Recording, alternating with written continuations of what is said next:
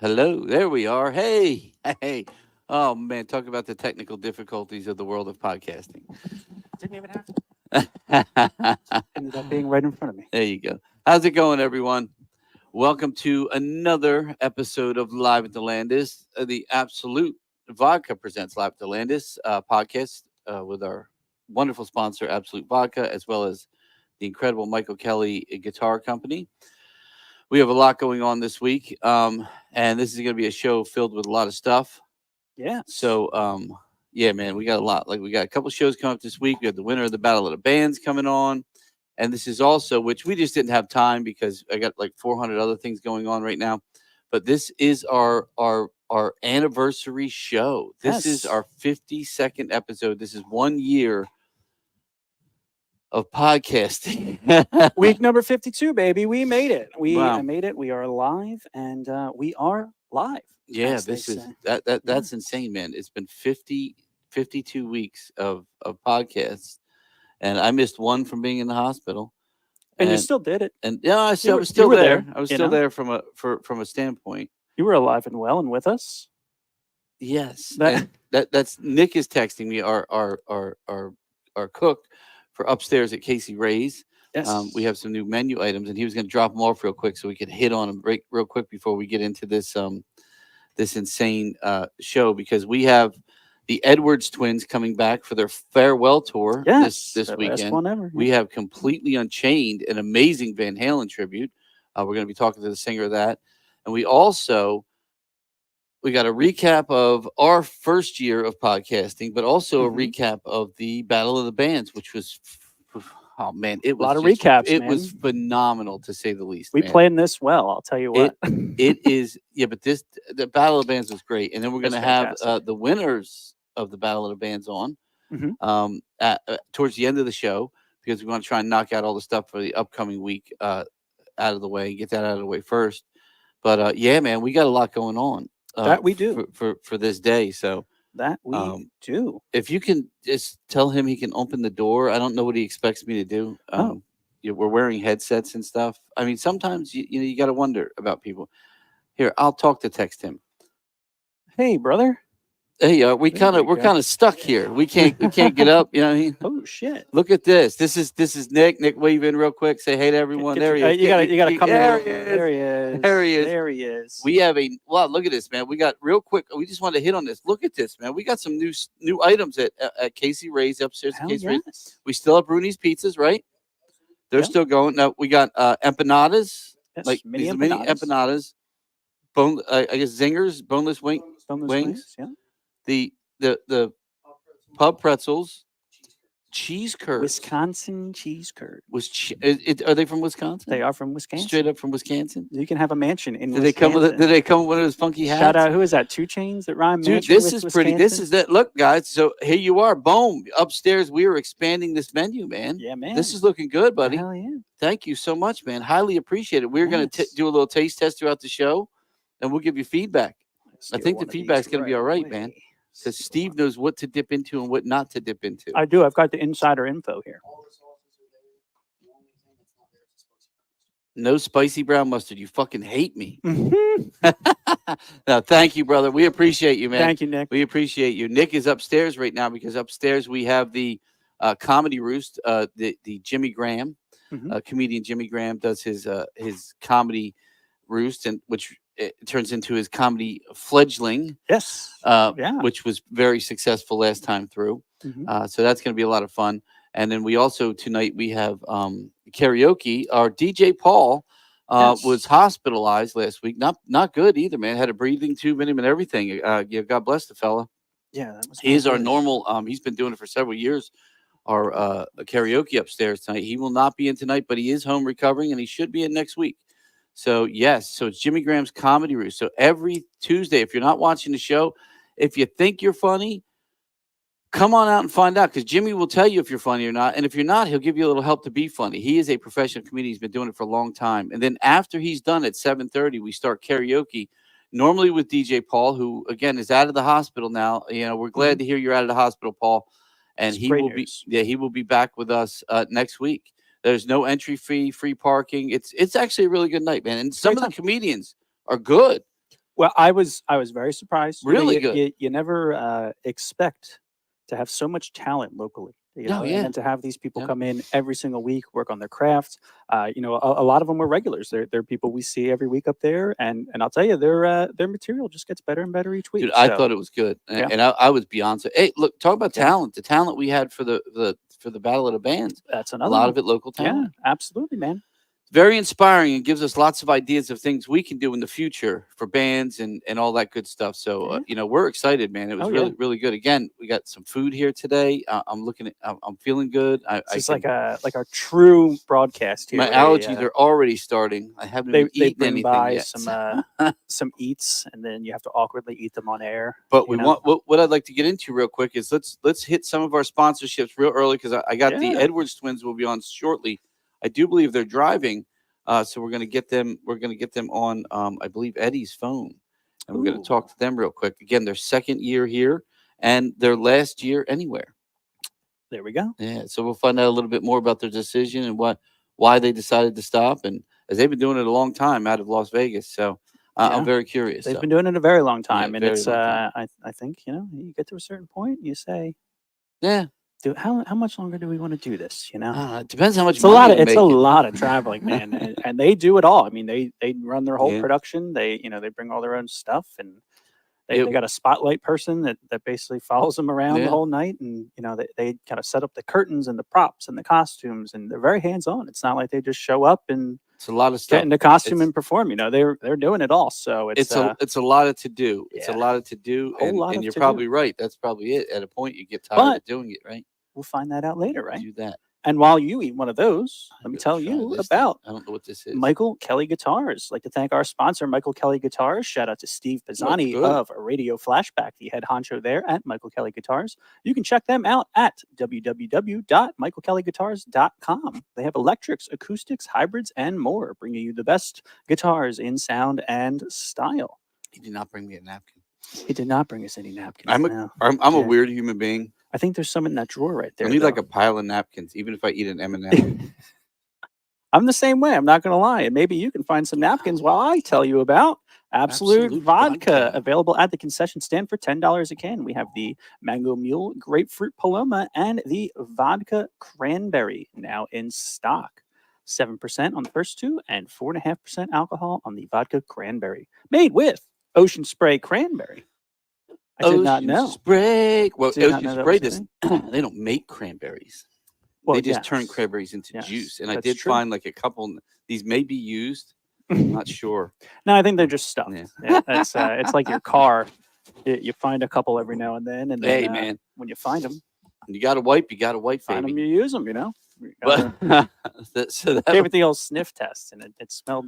You know what? We got a Clean. couple minutes before they come on, so Yeah. we can just kind of let this show roll because I said we got a lot to talk about tonight. Yes, yeah. A lot of people coming on, and it's going to be a really good show.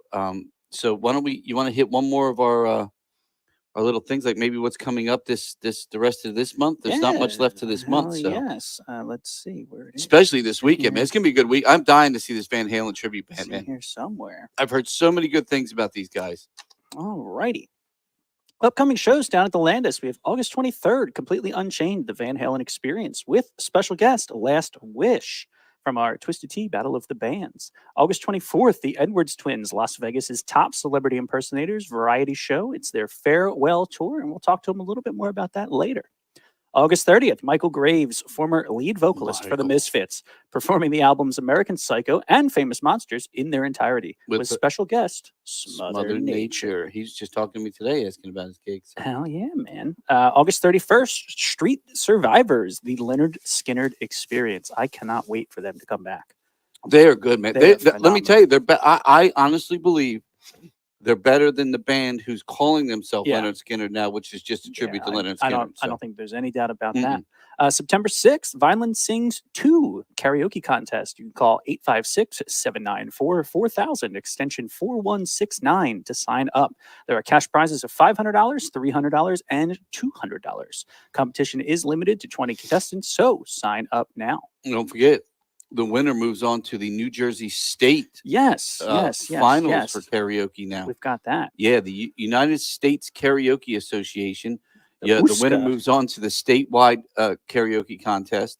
And from there, if you win that, you go on to Vegas, baby, Vegas. Maybe you Yeah. can see the Edwards twins out Hell there under yeah. retirement by a pool or some shit. Yes. I think we had a couple more on that screen there. Yeah, we did. September 7th, Seven Bridges, the Ultimate Eagles Experience comes back from Nashville. September 11th, we have, the Food Truck September Festival. 8th. September 8th, the Vineland Food Truck Festival that will be out on the Ave. And I thought that there was a thing in here for that. You know who's going to be there? Speaking of food, while I'm eating over here like a pig. Yes. Maine Lobster. Oh, Cousins. Cousins Lobster. Cousins Maine Oh, Lobster. man. Yes. I thought had seen one of their food trucks. First time I ever heard of those guys, they were on Shark Tank. Oh, yes. And you know I'm a big shark lover. Yep. You know, I mean, I got Jaws is like the greatest. My office is like covered in Jaws stuff, like some very big Jaws stuff too. It's But true. I helped put it together. But Shark Tank is a great show. I saw them on there, and I forget where I was. I was somewhere at an event, and I saw one of the trucks. And I had a lobster roll. They're good. And I'm going to tell you, man, they're good. They're very good. They were worth They whatever kill it, that dude invested. No, it was the girl, the one older lady. I can't remember her name. She invested. Oh my goodness! I keep She wanting to call her invested in Judy. Yeah, she looks like a Judy, though. She She does look like a looks Judy. like Judy Dench. Yeah, but she's awesome. She really What the hell is her name? she does a lot of like good stuff, and she I'm trying to think of, oh my god, but she invested in them 1 year. I know, man, isn't it crazy, Steve? It's like insane, man. Crazy. And it's insane that like we literally get thousands of people that tune in. So, all right, let's see. I'm just trying to see where the Edwards twins. I have to help the Edwards twins out a little bit. So, should I do the second half of the read then? yes, because they have 3 minutes. They are on the road traveling, so they're trying to call in from the road, I do believe. Let's see. September 7th, we have. I can't wait. Oh Man. wait, no, hold on, it's split here. September 11th. The split is in the wrong spot. September 11th, Glenn Hughes celebrating the Burn album with special guest Chris Lafferty. September 13th, Back in Black. NASCAR truck driver. Yes, NASCAR truck driver. Chris Lafferty. September 13th, Back in Black, the ultimate AC/DC experience. America's most wanted, or I don't know what you would call it, band after their. Did you happen to see what happened with them? No, I know there was a little fight or something that happened. Yes. Dan, who's possibly the nicest guy in the world, Dangus. Dude, we became like best friends, man. Yes, and I'll tell you, like, I don't know. I can't wait to talk to you. Ever when I heard them. These are good. They're great, aren't they? Yeah, I was addicted to them right away. And they puff up. I'm sorry, this is our taste test for our new food here tonight too, live on air. And I'll tell you what, doing it live. Empanadas are good, man. Yeah, I think they're pretty great. I like the cheese curds a lot, and then the boneless wings, man, are boneless wings. Wow, they kick ass. No, anyway, we're talking about the what happened with AC/DC. I don't know what happened. Yes. So somebody like literally jumped up on stage and was trying to fight Dangus. Why? No one knows why. But I mean, out of all the people in that band, I mean, I could see people wanting to fight everyone in that band with the exception. Maybe he's the only one they thought they could beat. Right. Yeah. I don't know what it was, but apparently the security guards and their lovely lead singer Tony took care of it. I saw he made a post about hey man, thank you guys for being who you are and everything. Crazy shit, man. And hey Dangus, man, you know I love you, brother. We've been buddies now for a while, but I do the same, man. I would come down there. I would defend that man. You know Hell yeah, dude. If anyone tried to do that at this place, it's weird because he's probably one of the better Angus Young. We call him Dangus. His name's Dan, and he's one of the better Angus Young impersonators out there, and very frail though. He is. It's like why would you attack that guy? Of Again, all, you of probably all the thought he people, could beat him. You know, of all the fucking people, he is literally. When I tell you the nicest person in the world, there is no one better than Dan. So glad you're safe, buddy, and we'll see you His soon. day job is a church music director. Yeah, it's it's hard to believe. Hey, yo, babe, guess what I did today? I beat up a church guy, man, who does music. It's crazy. It's very hard to believe, and I'll tell you, it's It's not something I would imagine of seeing the other day. So I was in total shock when I saw it. But glad you're good, buddy, and glad everyone's good in that band. Because we will be talking to him soon. Got a bunch of got a bunch of friends in that one. So it's always good to make sure they're safe. That's crazy, man. Back to it. Let's see. September 14th, Adrenalize, the Def Leppard Experience. September 20th, Strange Magic, the Electric Light Orchestra Experience. You got Very- Last Wish opening up for Adrenalize too. Oh, yes, with Last Wish. No, not Last Wish. Yeah. Last Wish was. No. It's Jaspers. The Jaspers. The Jaspers are opening up for. Oh man, Yes. that's gonna be so. Last Wish is opening up for this weekend for the Yes, completely Unchained. Yep. I was My gonna say food that box. fits a little bit better. Hey man, this food's so good, my brain isn't working. September 21st, we have Surgical Strike, the Queensryche Experience. You guys have to see those two kids play on stage, man. Oh, they're they amazing. kick ass. They have an energy like no other. Again, local talent. Local talent, and we'll keep them here as long as we can. September 26th, Mike Tramp's White Lion is coming to the Landis here. September 27th, Whitesnake and Trans-Siberian Orchestra's Joel Hoekstra and Devil City Angels' Brandon Gibbs Campfire Tour with special guests Dylan Calvelli, Lilies of David, and opener Dee Star. DD. Get your tickets now at thelandistheater.com or at the door. Doors open 1 hour before showtime. Excellent. So And we're I back. am waiting. I do have two Edwards twins. Oh, on. you have them on. Why don't I we see them. Why don't we bring them on? Let's bring them on. Here we go. Let's see how this works. Hello. Hey guys, how are ya? If you were driving, you better be careful. Absolutely. I am driving. I'm here. I am careful. I'm a great driver. And of course, I'm pulled over. I'm the safe one. But So and what you can I have the say? and Anthony, you have the better signal because you're pulled over and safe. Yeah. No, it's Eddie. Eddie. It's Eddie. I forgot. You guys are twins. How am I supposed to know? Eddie is the good-looking one. He's Oh, the good-looking one. Oh, it is so good to see you guys and your smiling faces once again.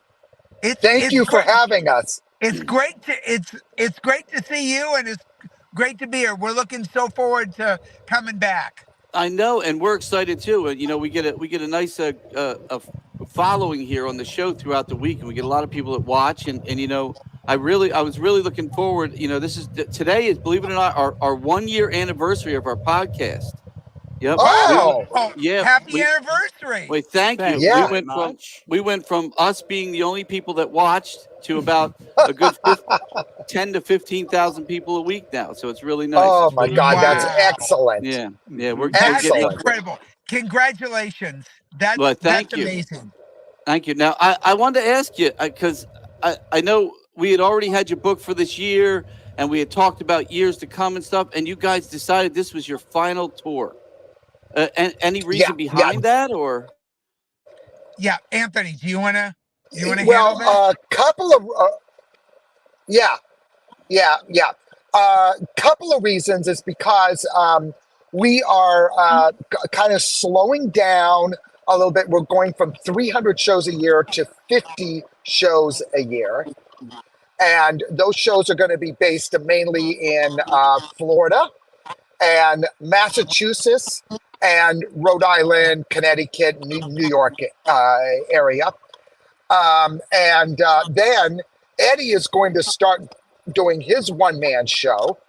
And then myself, I am going into the Comic-Con business, where I bring in big actors like Harrison Ford, Keanu Reeves, Michael J. Fox, to all of the Comic-Cons.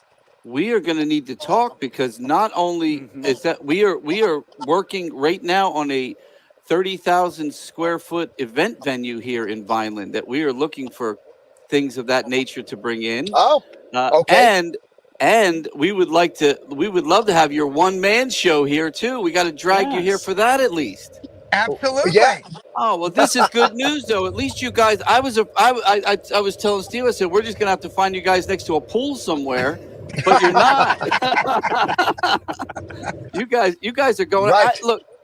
I love what you guys do. We're big in production here at the Landis, and we do a lot for a lot of the bands. We just had the Battle of the Bands, and it was huge with Twisted Tea here. But you guys, it's so amazing because you travel with like your whole show. You set up everything. You set up your lights. You set up and what you do, the way you go behind the curtain and come back out, and it actually blew my mind last year Yeah. at how well you guys We do what you do. Thank you. Thank you.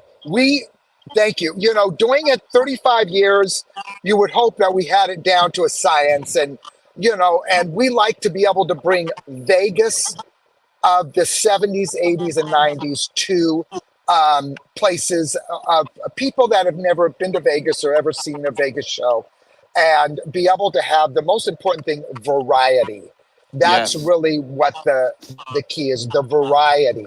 Because people don't, necessarily, they have a short attention span. So we like to Hmm. do like 10 or 15 minutes of different characters, and people love that. That's what most of the people in their 50s and older grew up with, the old variety shows. Yeah, that's true. Steve would tell you, if you walk into my office, I have old game shows on all day long. I'm watching all the old, I'm talking like old, like To Tell the Truth from like 1950 is on. We I, we love all those. When we were younger, we grew up in Burbank, California. We would sneak on the set of Password with oh, wow. Alan Ludden.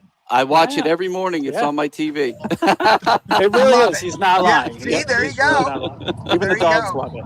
Yeah, even my dogs. I have my 3 greyhounds. They sit and they watch.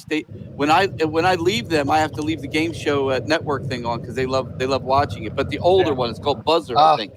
Buzzer TV Yes. or what.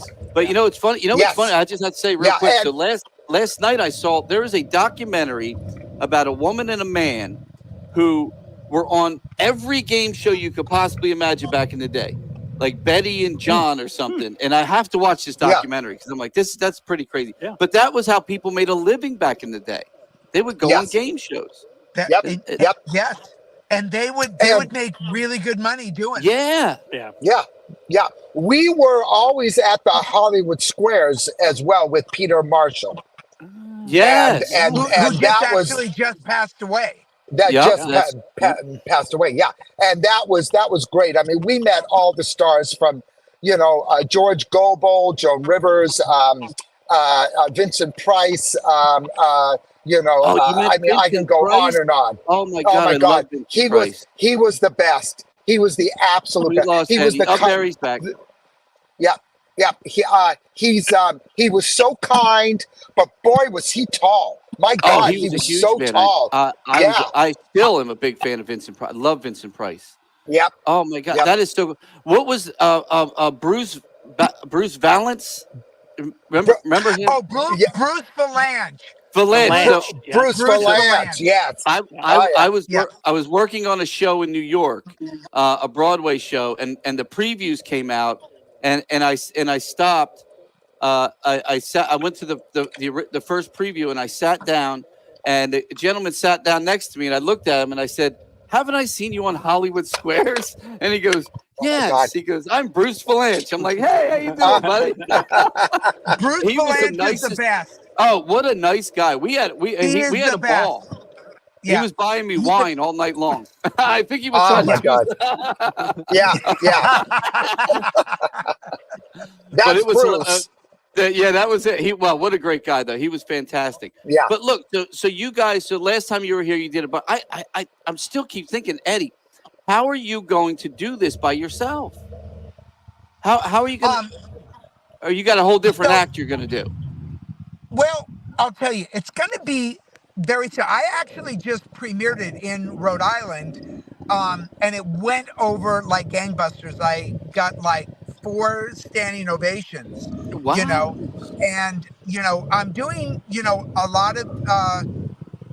They're going to be getting a lot of the same characters that I do in the show. Like I do, 3 lookalikes, and then I do a vocal impression set, which is very similar to what Anthony does, but all women. All Oh, women. okay. Yeah. So, I do like in the vocal impression set, I do like Cyndi Lauper, I do Linda Ronstadt, Lady Gaga, Billie Holiday, Oh, Dolly wow. Parton, Miss Piggy, Where Anthony, so Anthony would usually do Kermit, so I have to do Miss Piggy, because, so the show is called Legendary Divas. And so, Oh, I can't do nice. Kermit. I have to do the divas. And so usually I will have, a singer or another, look-alike friend of mine who does maybe Rod Stewart or Barry Manilow Oh, okay. Mhm. on stage when I am changing to go into, one or another character.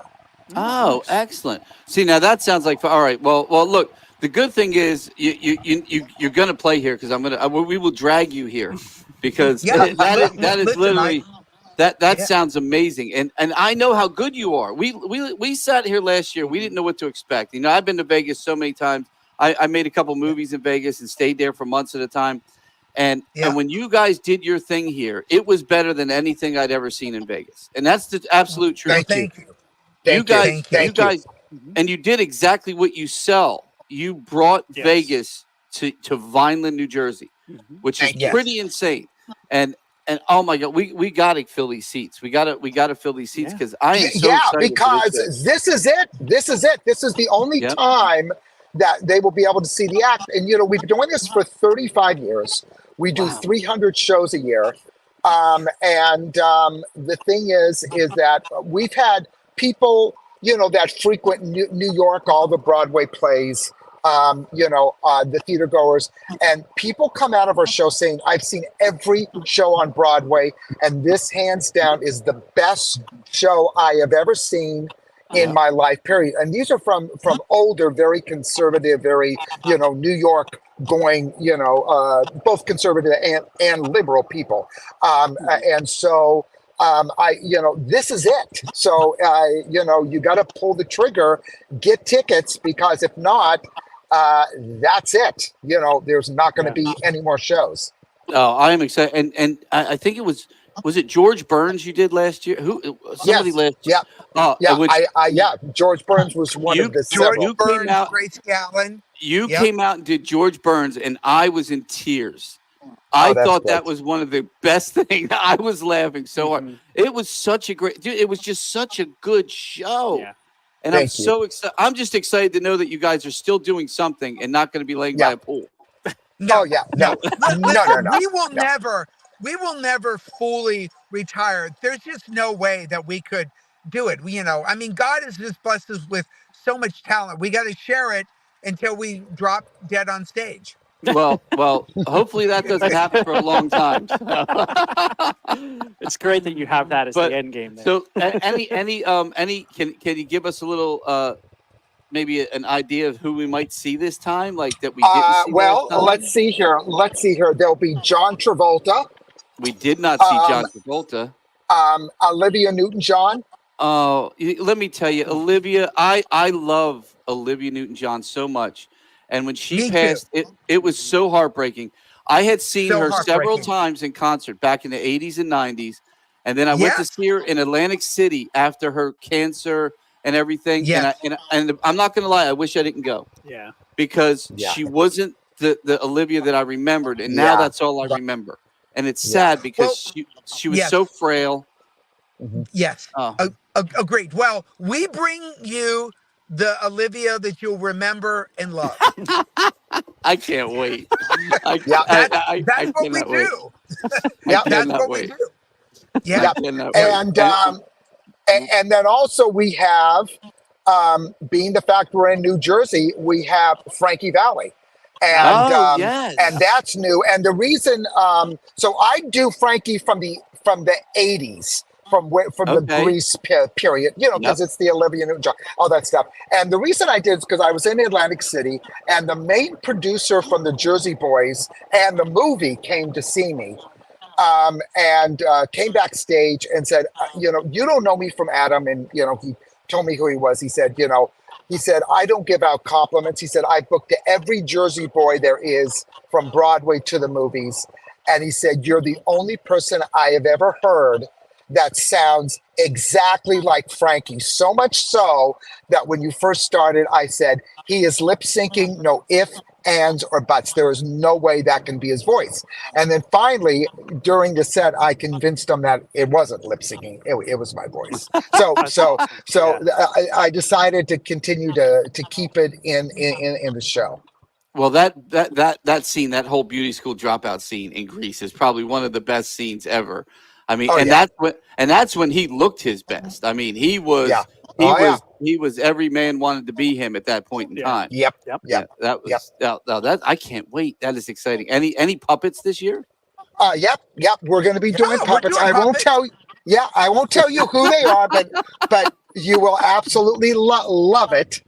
I can't wait. It's going to be, people are going to have to show up to see, but always the puppets, because, my friend Bill Diamond, who worked for Jim Henson for years, makes all of my puppets. Yes, Ah. yes. You had told me that Okay. last year, and I was very excited. I'm big. Another one we've lost way too soon, Jim Henson, because Yes. he and Oh another. my God. Oh my God! Speaking of my game shows, did you know there is a Muppet game show in the UK Oh my that airs God. here in the US now? Wow. I had It- No, I I had didn't no know idea. that. It is Wow. it is the Muppet Show, but as a game show, and Oh the my God. contestants are usually two very famous UK celebrities. Yep. But they show like behind the scenes, just like they did in the Muppet Show. Then they go out in Yep. the front and they go through the contest with the actual celebrities. It's hilarious. Oh Yep. my God. I love it. What I a love it. great concept. Oh, Yeah. it's so good. It's so funny too. It's so much more adult, if you know what I mean. Yeah. So it's Oh, yeah. hilarious. Oh, But yeah. I always love that about Jim Henson, because he gave you that adult, in Yep. a lot of his characters, which I love Yes. too. So Yeah. Yep. Yeah. Yep. He was absolutely great. And Bill is like one of the foremost puppeteers, on the planet now. And he does a big thing called Monster TV. And, talking about wow. Vincent Price, he was best I think friends he's with coming to the Vincent. show, Anthony, isn't he? No, he's not. Bela Lugosi, Boris Oh, Karloff. wow. I mean, he's just a legend. He's working on now. He's one of the producers of the new.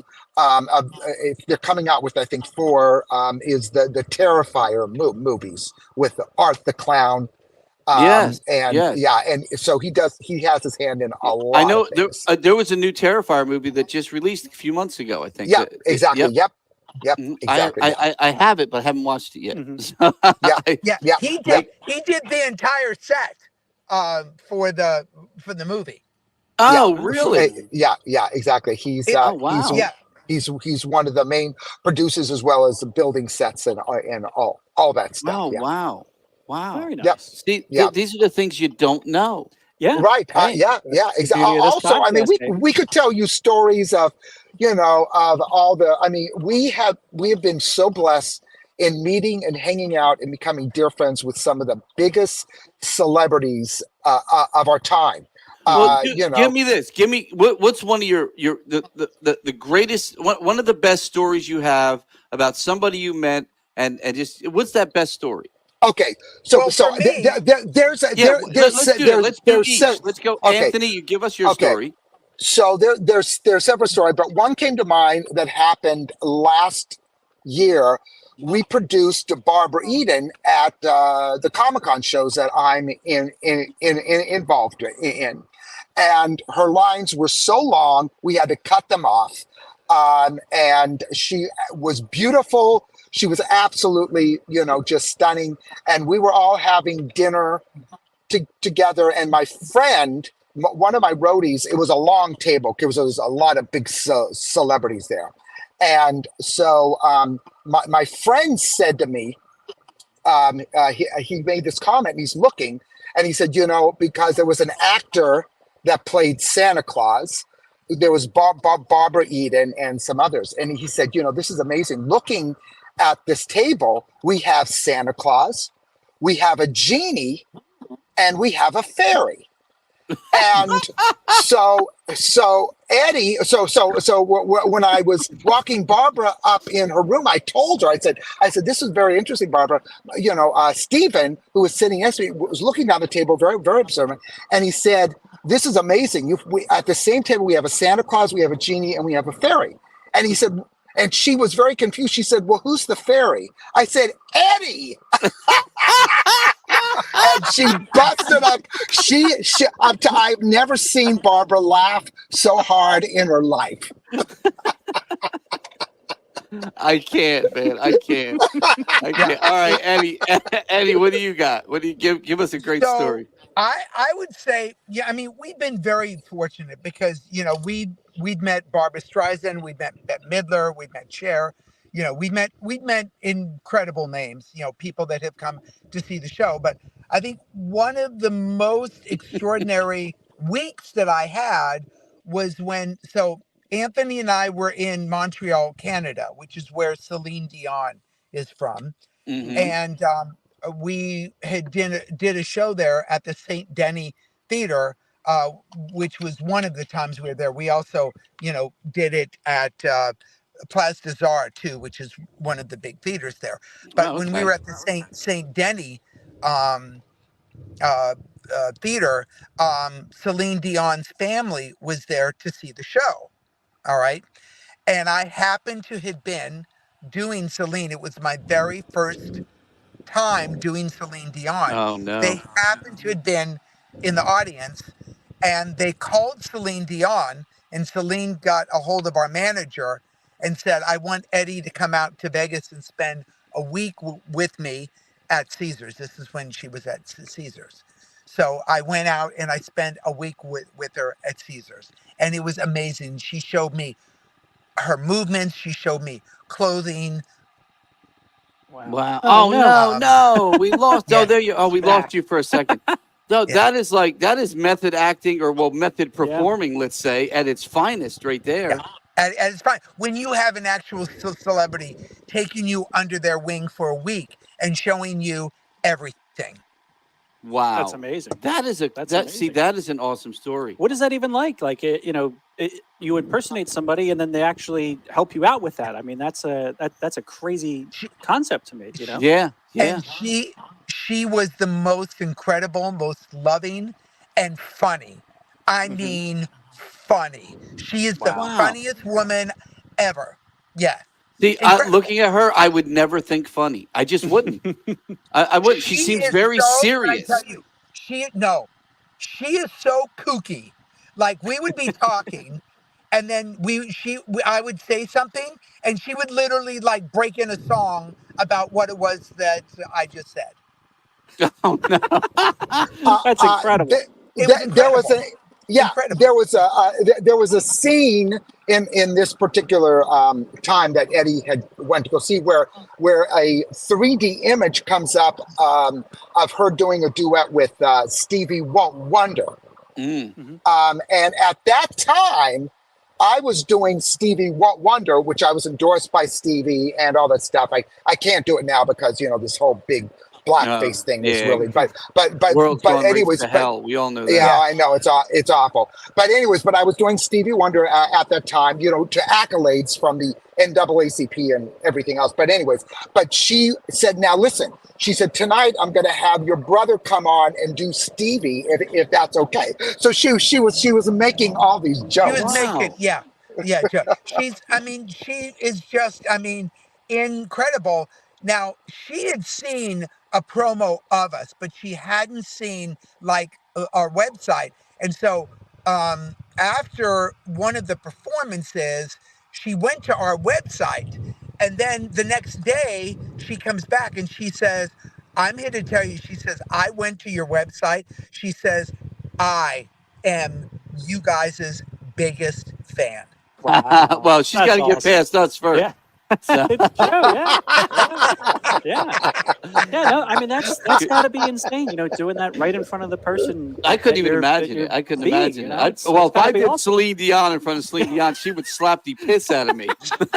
So this is very funny. So I was in the front row every day that week, and she did like four shows that week, and it was so funny because what she would do just to make me laugh is that she would go and she'd be doing something, and then she would stop and she would look at me and she would be like, okay, you might want to write that down.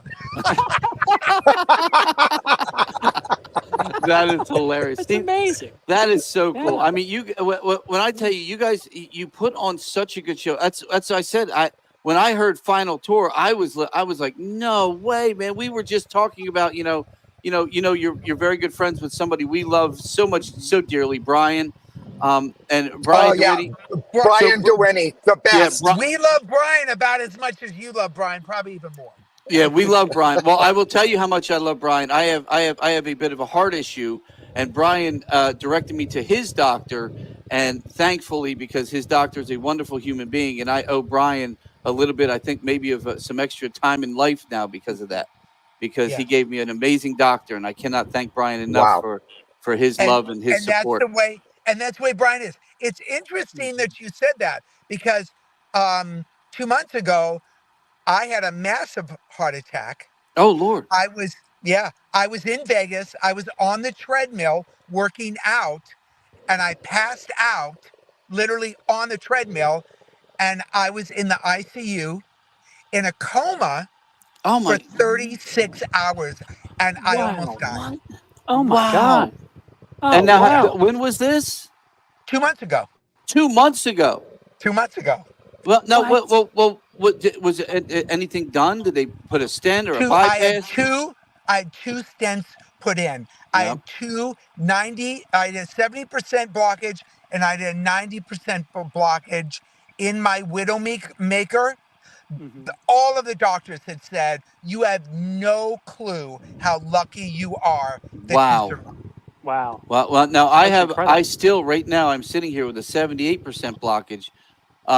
They went in through my arm, but they couldn't get the stent to sit. They couldn't get it to work. So now I've met this doctor, and I'm going through a couple more tests, and then it's either there's a new special stent they can use, and there's also the possibility of a bypass. So I'm going to get one or the other. But I was at the board working a show next to Steven, and I got lightheaded. I started to pass out. I went outside. I got a little bit of air. I came back in, and I almost went right out again, and they took me right to the hospital. And I was in there for a week. Yeah. Oh, see, if they could have just put the stent in, I'd feel fine right now. But I've been down and out for the last several months because they couldn't do anything. When they put in that stent, you're going to be a new man. Yeah, that's what everybody keeps telling me. You're gonna get it right back again. I can't wait, because I can't even. I'm telling you, I can't climb a set of stairs right now without losing my breath. Yeah, it's unbelievable. Thank God you're alive though, because that's amazing. Yeah. When I tell you, God was totally looking after me. And this is funny. Okay, so I was in my gym in my complex, and I live in a complex where there's a lot of older people. Nobody goes to that gym. I've worked out in that gym 100 times. Never has been there anybody in that gym. There happened to have been somebody in that gym that day. Wow. See? Wow. I'm telling you, man. Yeah. I'm telling you, there is a higher power. We know a gentleman who looked up at a sign not long ago and missed taking a bullet to the head. I do believe there is a higher power out there. Absolutely. Agreed. Yep. Definitely. That says 100%. If you're supposed to be here, you're going to stay here. Yeah. Absolutely. It's not my time. I have so many other shows to perform and people to bring joy to. Oh, God bless. Thank God you're here. Oh man, that is. I'm so happy to hear you here. That's amazing. Yeah. Thank you. Well, look, guys. I like I said, we love you guys so much. We love you too. We have a little clip of the show we were going to show that we took off. I actually found a newer one. That Steve found a newer one. So if you want to give us a second before we say goodbye, just so the people watching can get an idea of the show. Okay. Yes. Okay. Hold on 1 second. Here we go.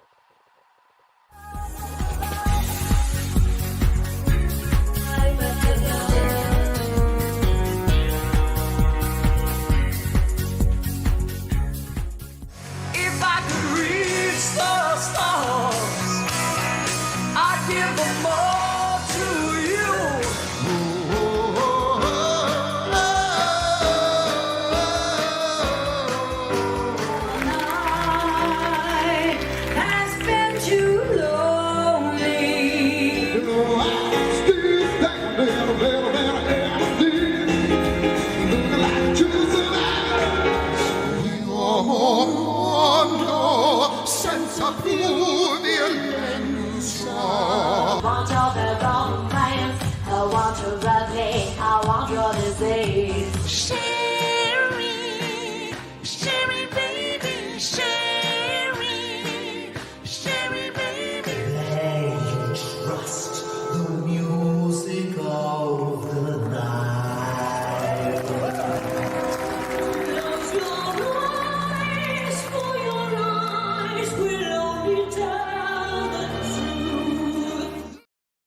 Oh my God! How can you Yes. not want to buy a ticket right this second? Bocelli? I don't remember that. Did you do that when you were here last? Yes. Oh Yeah. yeah. Yep. Yes. Did I- Yeah. Why don't I remember It that was one? fantastic. I I wonder how remember you so don't much. remember it. Well, I remember. I remember everything else. Well, that is, and then of course, like Steve said, the ending is the perfect. That is Phantom so Streisand, amazing. man. I don't even know what to say about you two. I It- can't. Yeah, Thank thank God, you. Eddie, Thank you. you're still with us, and Yeah. like I said, no matter what, we have got to get your show here. And Anthony, when you come, I want to really talk to you about this space and what we have, because Oh yeah. what you're doing, Yes. is something we're really, that's one Yeah. of the things we're looking for this Great. space. It's a beautiful Great. space. Oh my God. Yeah, It's a yeah, and beautiful space. the person that I work for is a guru with Comic Cons. He does probably 7 shows a year, and Wow. he's always looking for new venues. And I mean, this guy, between him and I mean, we bring in the big guns. Well, Nice. I will So tell you, with what we're doing here at the Landis and everything, they are building 2 more hotels in Vineland. oh, that's great. Yeah, That's great. we have literally been bringing it in, and believe it or not, in this economy, it's been hard to sell a ticket, but we have gone to the point where we're selling a ticket as cheap as possible, no taxes, no fees. Mhm. We eat the fee, but the taxes we're under a nonprofit, so we're the booking is through a nonprofit, so we don't have to pay the taxes on that Yep. or pull the taxes. Mhm. Yes. So it's Yep. we're doing everything. We have free parking. We have everything you Great. can possibly imagine just to give people the best night they can possibly have. Yep. And Yep. and we're working now with a lot of original bands, original music, original talent. And I Mhm. want to bring a little more comedy in this year too. Yeah. We had Ben Yeah. Bailey in last year from Cash Cab. You ever Yes. watch that show? He is Oh, No, yes, hilarious. Cash but Cab. Yeah, Yes. he's so yes. funny. Oh, sure. Oh, his stand-up was ridiculous. I Oh my was a little God. skeptical. I'm like, Yeah. Cash Cab guy doing stand-up, but man, Got a he, good clip of him. yeah, he was Yeah. good. He was really well. Yeah, if Wow. you guys are bored and for the next hour and you want to stay tuned, you'll see some of the great people that we've from Crystal Gale on that we have interviewed on this show in the past year. Yep. Oh, Love that's Crystal great. And Gale. we love Yeah. Crystal Gale. Oh, is I she love She her. is not one of our one of the favorites. sweetest ladies you will ever meet? Oh my God, Oh what my a doll. gosh. Yeah, she's We such a we doll. love her. When she was there, did she bring her sister Peggy? No. She No. it was just her and her band and I forget the guy's name that was with her. Real nice guy, but Yeah. she's Her. just the I think it was sweetest her lady. husband. Her Yeah. husband. It might have been her Yeah. husband. Yep. Yeah, he stayed in Yeah. the back the whole time. But she is an absolute sweetheart. But we're gonna do a little. Steve put together a little clip of all some of the rock stars and the different people that we have over this first year here on our podcast. It's been Yeah. pretty cool. We've had we've Yeah. interviewed Yeah. people from Yeah. Nazareth Yeah. and Yeah. and Motley Um, Crue and Crystal Gale and you name it. We've Yeah. we've had some great Done it interviews. all. The guy who who you probably forgot, who's the guy who does Lady Gaga's costumes? We had the guy on. Yes. He does all of Lady Gaga's Christian de costumes. Medici. What is his name? Christian de Medici. Christian de Medici. Wow. Look him up I don't online. even know. I don't even know him. Wow. Fantastic. He's phenomenal, Yeah. and his costuming is absolutely. But he also does like Beyonce, all these people. We had him name on. name a big one. Yeah. He's you name a big female star, he's done the costuming for. Well, he did a movie here in town, a zombie movie. He did believe it or not the makeup, not even the costuming for, and we had him on, and we were like, we didn't care about that. We were like, you did what for Lady Gaga? Yeah. Oh Like, my "Wait, God. what?" Wow. Yeah. Yeah, so Wow. we've had some pretty cool stars on, and now we have Yeah. had the Edwards twins on as well. Yes, absolutely. That's So great. you're- That's great. Well, talking about this Comic-Con business, my partner and I are actually going to be doing something in addition. Is we're going to be doing movie nights with the celebrities. So we go into a theater, we show the movie, and then the celebrity comes and lectures and answers questions and does Well, autographs and pictures. That's why we're doing what we're doing here in town. So we're combining the Landis. It's basically the Landis Theater and the Landis Event Center. So it's literally a block away. So you can enjoy whatever you do, and at night or whatever, you come right over here and you can do exactly what you're saying. Great. That is literally why we did what we did and why we're doing what we're doing. And the city's heavily involved in it. It's actually their building that that's becoming the event center, and we're looking at.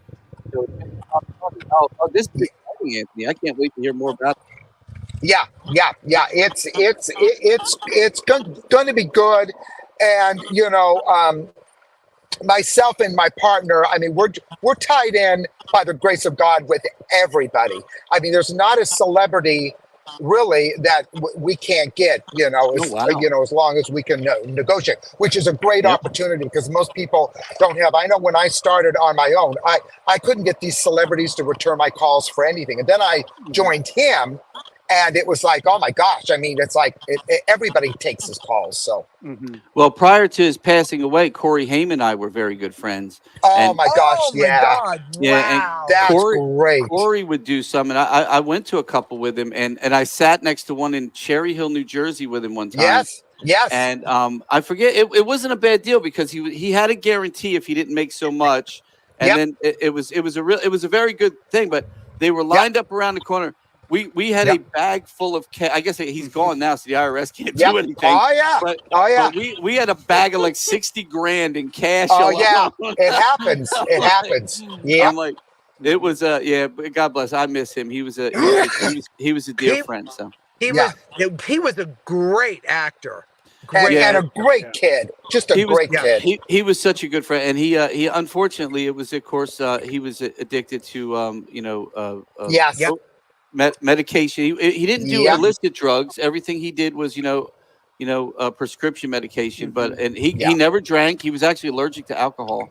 Wow. And it was the prescription. I will tell you real quick. He spent a month on my couch getting himself better. He was doing great. He was doing fine. He met someone. He was going to get married. The whole 9 yards. And he went back to Canada, and all of a sudden, bam, he was back on the and he didn't make it. And it's a shame because I miss the guy in person. It's sad. I mean, look at Matthew Perry. I mean, he was doing fine, and then that whole thing coming out now. Too. And you know what's funny is I had to it's so funny you brought that up because last night I decided because they were talking about Matthew Perry, and he did a movie with Chris Farley. Did you ever see it? Like they were frontiersmen that were trying to discover they were trying to beat Lewis and Clark to the West Coast. It is literally the worst movie I've ever seen in my entire life. But I don't even want to remember the name of it. But I literally watched it last night. And bless Chris Farley's heart too, because he was another hilarious. But you could tell he was coked out the whole movie. Oh, sure he was. Sure he was. But look, guys, I am going to let you go. It is almost 8:00. Again, we are so excited for the show. I cannot wait. I just can't wait to see you guys again. Give you a hug and welcome you back to Violent and talk about the future together. So, great. Thank you so much for having us. Oh, thank absolutely. you so much for having us. Absolutely, and thank you guys for coming back. And this is going to be a great show. And we're gonna push hard this week, and we're gonna let everybody know they can't miss this. They can't miss this one. Yeah. Absolutely not. Yeah, if not, they'll be sorry. They'll be absolutely they will. But look, please drive safe, be careful, and we will see you this weekend. Thank you. We look forward to it. Take care, guys. It was a pleasure talking to you again. You too. Thank you. Bye. Take care, Anthony. It's good seeing you, my friend. Anthony and the Edwards twins. I cannot wait for Saturday. Saturday, August 24th. Two very amazing and very, very conservative gentlemen. To say the least. I love them, man. They are fantastic. Well, we get along very well, as you know. I love them, man, and they put on one hell of a show, man. And that they do. I like I said, I mean, doing these impersonations in front of the person, and then having that person invite you to watch them. Like I said, to do it better. I mean, that's crazy. Anybody I would choose to impersonate would kick me right in the balls. Now that I just said that, I wanted to ask them: has there ever been anyone that didn't want the impersonation? That would have been a good question. Call them back real quick. I see. You know what? Goodbyes on. You know what? I will ask them. I will ask them later. Yeah. I will definitely ask them. But what I wanted to do is give us some time before our Van Halen guy comes on to knock out a little bit more of our sponsorship stuff. Yes, I think our next one would be what goes on. I'm going to try some of this new Casey upstairs. Ray's food. I want to try another one. These what are these again? The the Wisconsin cheese curds. These cheese curds are banging, dude. Wisconsin. That word curd, though, you're like, ah, curd. I'm going to eat a curd. Damn, man, curds are good. Let's see if this is the right one. Yes. Oh, there you go. Everything but Sunday. So Tuesday, we have Jimmy Graham's Comedy Roost. Sign-ups start at 6. The show starts at 7, followed by karaoke with DJ Paul. This week it is DJ Mandy and Rob from 8 to 11:30 p.m. There is no entry fee. We showed that graphic earlier. Wednesday night is our open mic from 8 p.m. to 11 p.m., hosted by Donnie Rocket and Dee Dee Star. No entry fee. All talents and genres of music are welcome. Let's see. Thursday night. I don't have one for that. Thursday night, ladies' night, every Thursday, 6 p.m. till the party stops. There's an R&B mix vibe live DJ. This actually new this week. We were going to start it last week, but we couldn't because of the blood drive. Is the line dancing? Yes. Lessons. I believe they start at 6 p.m. and it's a $10 entry, followed by the ladies' night. Special ladies' night margarita flights are now available. Margaritas. Friday night is Twisted Tea Fridays, keeping it twisted. Live events every week. DJs, dancing, and drink specials. Wait, DJs are dancing? DJs, dancing, and drink. Oh, I thought There's a you said dancing DJs would be kind of cool. I guess I could have said DJ.dancing.drink specials. That would have get DJ dancing drink specials. What? He dances with your drink? Keeping it twisted with something new every Friday. Punctuation, kids. Starts at 8 p.m. with a $10 entry fee. $4 Twisted Tea drafts, $5 green tea shots, rum buckets, and cocktail towers are available. How cool is that Twisted Tea mug? I do believe the winners of the Yes. Twisted Tea Battle of Bands got some of those mugs. Yes, we made sure to include a couple of those. And new on Saturday is La Noche Latina, Latin Noche night with Latina. DJ Real Deal from 9 p.m. to 2 a.m. There is a $10 entry fee for that as well. And now available. it's packed too. Yes, cocktail towers are now available. I think actually the only one that's different on this is the Blue Lagoon is now the AP's Holy Water. Wait, what? Baybreeze, yes, that has changed to So- AP's Holy Water. What's that mean? I don't know what that drink is. It's something she made up, and they all asked for it. So we don't turned do it- the Blue Lagoon no more? We do not do the Blue Lagoon anymore. Oh, Yes. well, I am so sorry for Brooke Shields. Poor Brooke Shields. What? Poor man. Brooke Shields. We had a drink for you and we ripped it out of your heart. And still got our that blood Baybreeze, drive. baby. Just ignore this date, but it is every third Thursday. September The coming up. next is on September 19th. You can find more information, including where to sign up at thelandistheater.com under the American Red Cross tab or the landistheater.com/Red Cross. One of these days we will fix these graphics. It can't be that Yes. hard. I got to find them. It can't be that hard. That one I couldn't find. They're all I got there a couple somewhere. that are updated here. One of these days we will fix these graphics. And then this is one we don't have, but it is now new in here. So I want to make sure that people get it because it is coming up sooner rather than later. Also upstairs at Casey Ray's Sunday, September 29th from 12 to 5:30 p.m. We are doing a Ronald McDonald House Charities fundraiser with Carrie Cares / Soul Singer, live music, basket raffles, 50/50, and more from 12 p.m. to 5:30 p.m. upstairs. That's September 29th. September 29th. Yeah. Yeah, we love, dude. I love working for charities and things like that. Mm-hmm. It's something we've been trying to really push and do a little bit more of. Doing the Red Cross, doing the Ronald McDonald House, and anybody else that we can help. And if it like you're even wearing the, I just noticed the Canine Cares. Capital Canine. Capital Canine is one that we did a charity Yeah. event, also with Carrie Cares, Mhm. to raise money for that helps. Which I thought was the coolest thing. It helps buy bulletproof vests for police dogs, as well Yes. as these pop lock devices Yes. where the police officer has a button on his chest, and if he ends up in trouble, he pushes the button, it opens the door and lets the dog out. It's Mhm. just kind of cool. Who let the dogs out? Like a very furry ballistic missile. I let the dog. Yeah, that's actually kind of cool, man. Could you imagine that? Let's see. I mean, we have some time in between. And I say we see- knock out stuff because once we get the Yeah. goodbyes on, I really want to. We got a lot. We got some video to watch, man. That's what How I mean. long Do it- you want to do that video right now? Which video is that? The Battle of the Bands wrap up. We could do It's about that. 5 minutes. We could do that. You want to cut right into that? Yeah, why don't we do it? So here's what Alright. we'll do. Since we're in the middle here and we're waiting for our gentleman from Completely Unchained, the Van Halen Experience, Yes. which I can't wait to see. Waiting for him to come on. Why don't we do that so we have a little more time to, or why don't we show a little, fuck that, let's save that. Why don't we show a little bit of our 1 year You wanna anniversary? do the 1 year? Yeah. Yeah, Okay. let's show a little, All right. some clips from there. So it has been a year of this podcast. Like I said, we went from basically us watching ourselves to thousands of people watching We did. this We show. used to stare idly at that screen. Yes, man. which is idly at the screen. which is pretty amazing because we really appreciate all the feedback we get, all the Yes. people that tune in, around the world. We have a couple of Yes. Japanese people that watch, several people from Japan that watch each week, and arigato domo robato. I don't know what you say there, Mr. Robato. Sticks is all I know, man. And look, I got my Sticks Foreigner shirt on There today. you With go. John Waite there. There John you Waite. go. But yeah, let's show some of that. What do we got? All right. So our first one that I have, so I man. basically did a couple cuts here, but our first is Crystal Gale, Doyle, and Ben Bailey. We just talked about Crystal Gale and Ben Bailey. Yes, Let's check it out. Talking about your hair, we're going to ask you real quick. Is your hair still long and beautiful?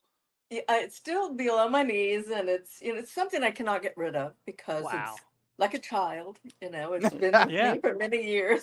It's a, Yeah, I never took lessons. Like the only songs I know how to play are the ones I play. See, I I don't know. love that, man. I don't know anything else. I don't know arpeggios and G clefs and all this scale horse shit. I don't know. So it's a true story about a guy honking and driving me crazy.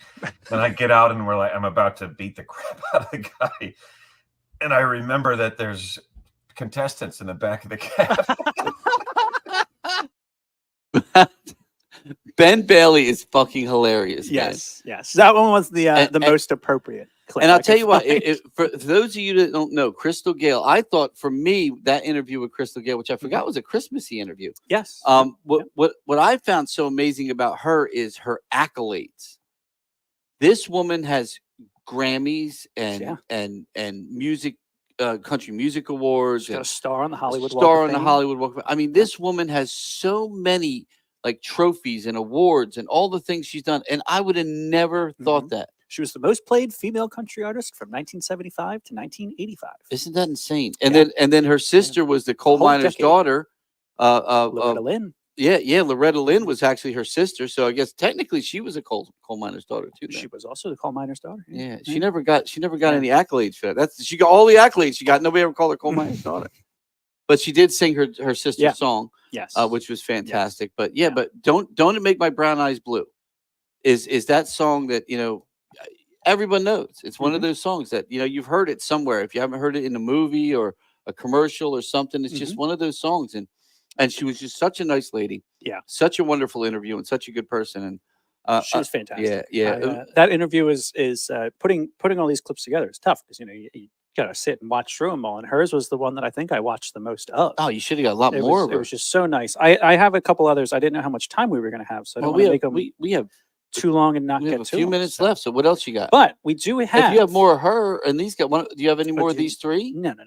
Oh, No. okay. But listen, here's what I did here. So those are basically I tried to pick like the top 5 interviews that we had. So those are 3 of the top 5. Now here is another one from Pete Agnew of Pete. Nazareth. This guy was great. He had some stories. Live from Yes. from he was in Ireland at the time. Scotland, I believe. Was he in Scotland? Yeah. Yep. All right, Yep. so he was Or live. Wales, one of the. He was one of live from Scotland, Mhm. literally waiting for the cab to pick him up, to take him to his plane, to fly to the U.S. to play here, and we had him on for And an he was on interview. at what, 3 in the morning? I think. Yeah, it was like 3 o'clock in the morning. He was there. He's like, oh yeah, you guys are my alarm clock. He's like, I gotta be up anyway for the cab. But, so I might made as well a do I made a this." little cut of some Pete Agnew moments Pete, here. Pete was so hilarious. Let's man. roll it. I want to see this. I should have been talking to you guys ages ago. You make me feel great. Yeah, oh, man.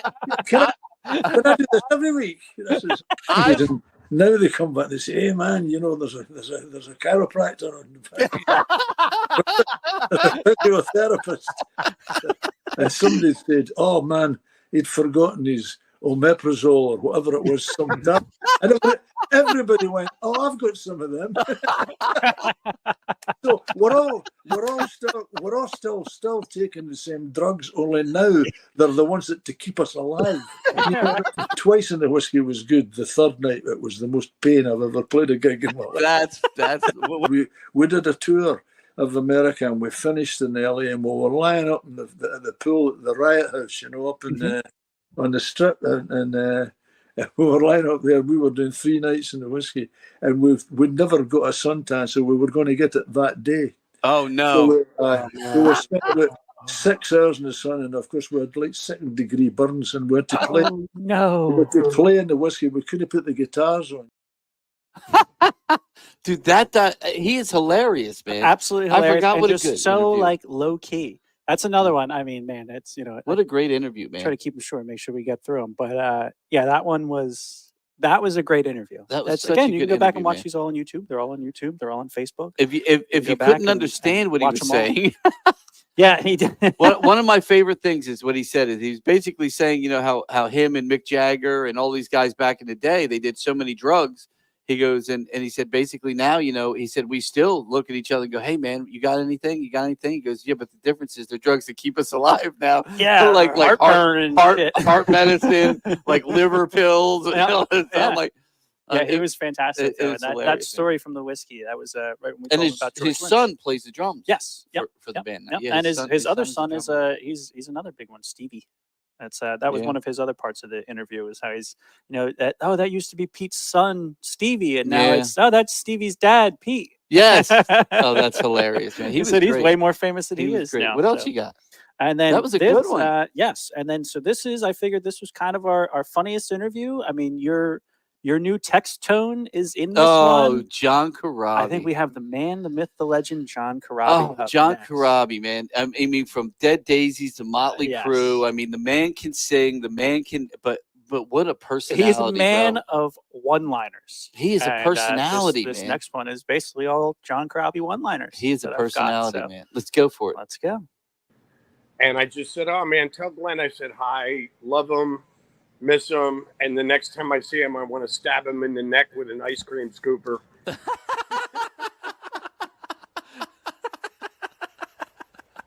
It's a gift. I want to line them all up and, give them a little taste of the gangrene defense. Now, when you were with, I gotta ask you, you're talking. What's your favorite tasty cake? All of them. You fed him with his kid. Van Wilder. It was Mom, Van Wilder. That was it. Yeah. He's filling up the eclairs again. A little bit. Go Birds. Got you, brother. He is. He doesn't wear shorts either because his ankle bracelet blank. I have to tell all my wife's friends. They're all like, "Is that blonde guy gonna be there?" I'm like, "Dude, the fucking room, man. Come on." Yeah, working on the 6-pack, but we all know real men carry a party ball. That's right, baby. The party baby. ball. Yeah. The party ball one, man. That I love. He was talking about Doug Ulrich. Love Though. that He was guy. talking about my wife is like, is the blonde guy gonna be there? He's like, yo. All of his wife friends. Yeah.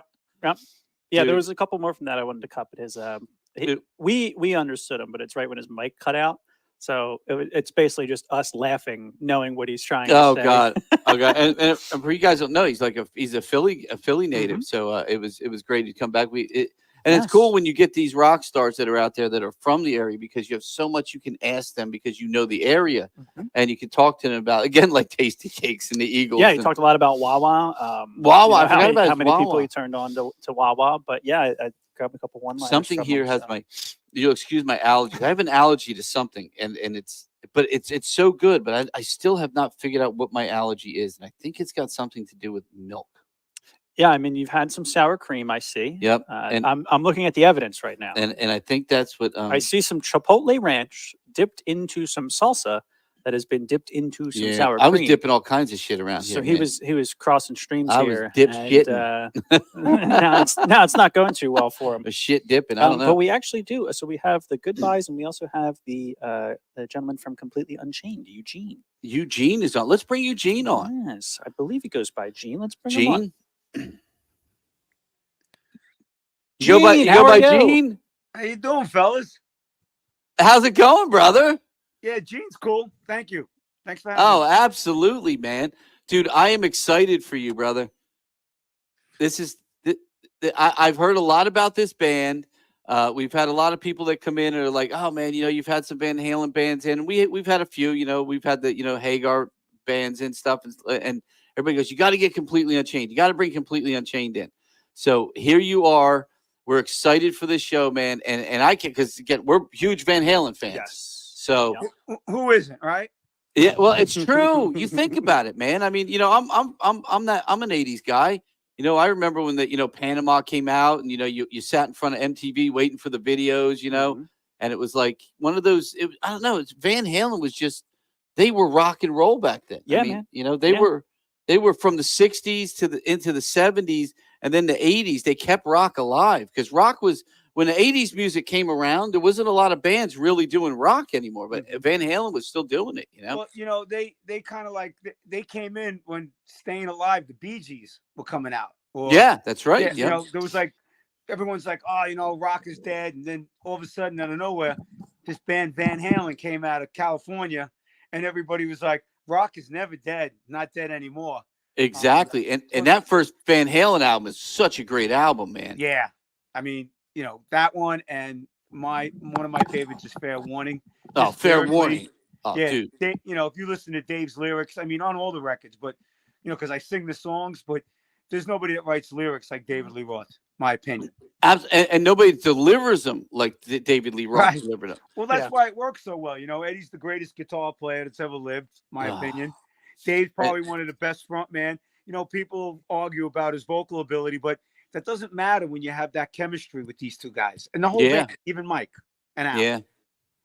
You said well, as soon as you say Eddie, man, it just brings me down thinking that he's no longer with us. Yeah. I mean, again, one of the greatest guitar players to ever live, man. Yeah. And you know what? I will sit there and I will absolutely agree with you. I mean, people will tell you Jimi Hendrix, they will tell you all these people, but nobody gave you Van Halen like Eddie. Nobody gave it a guitar like Eddie did. He brought things in that no one ever did before. Yep.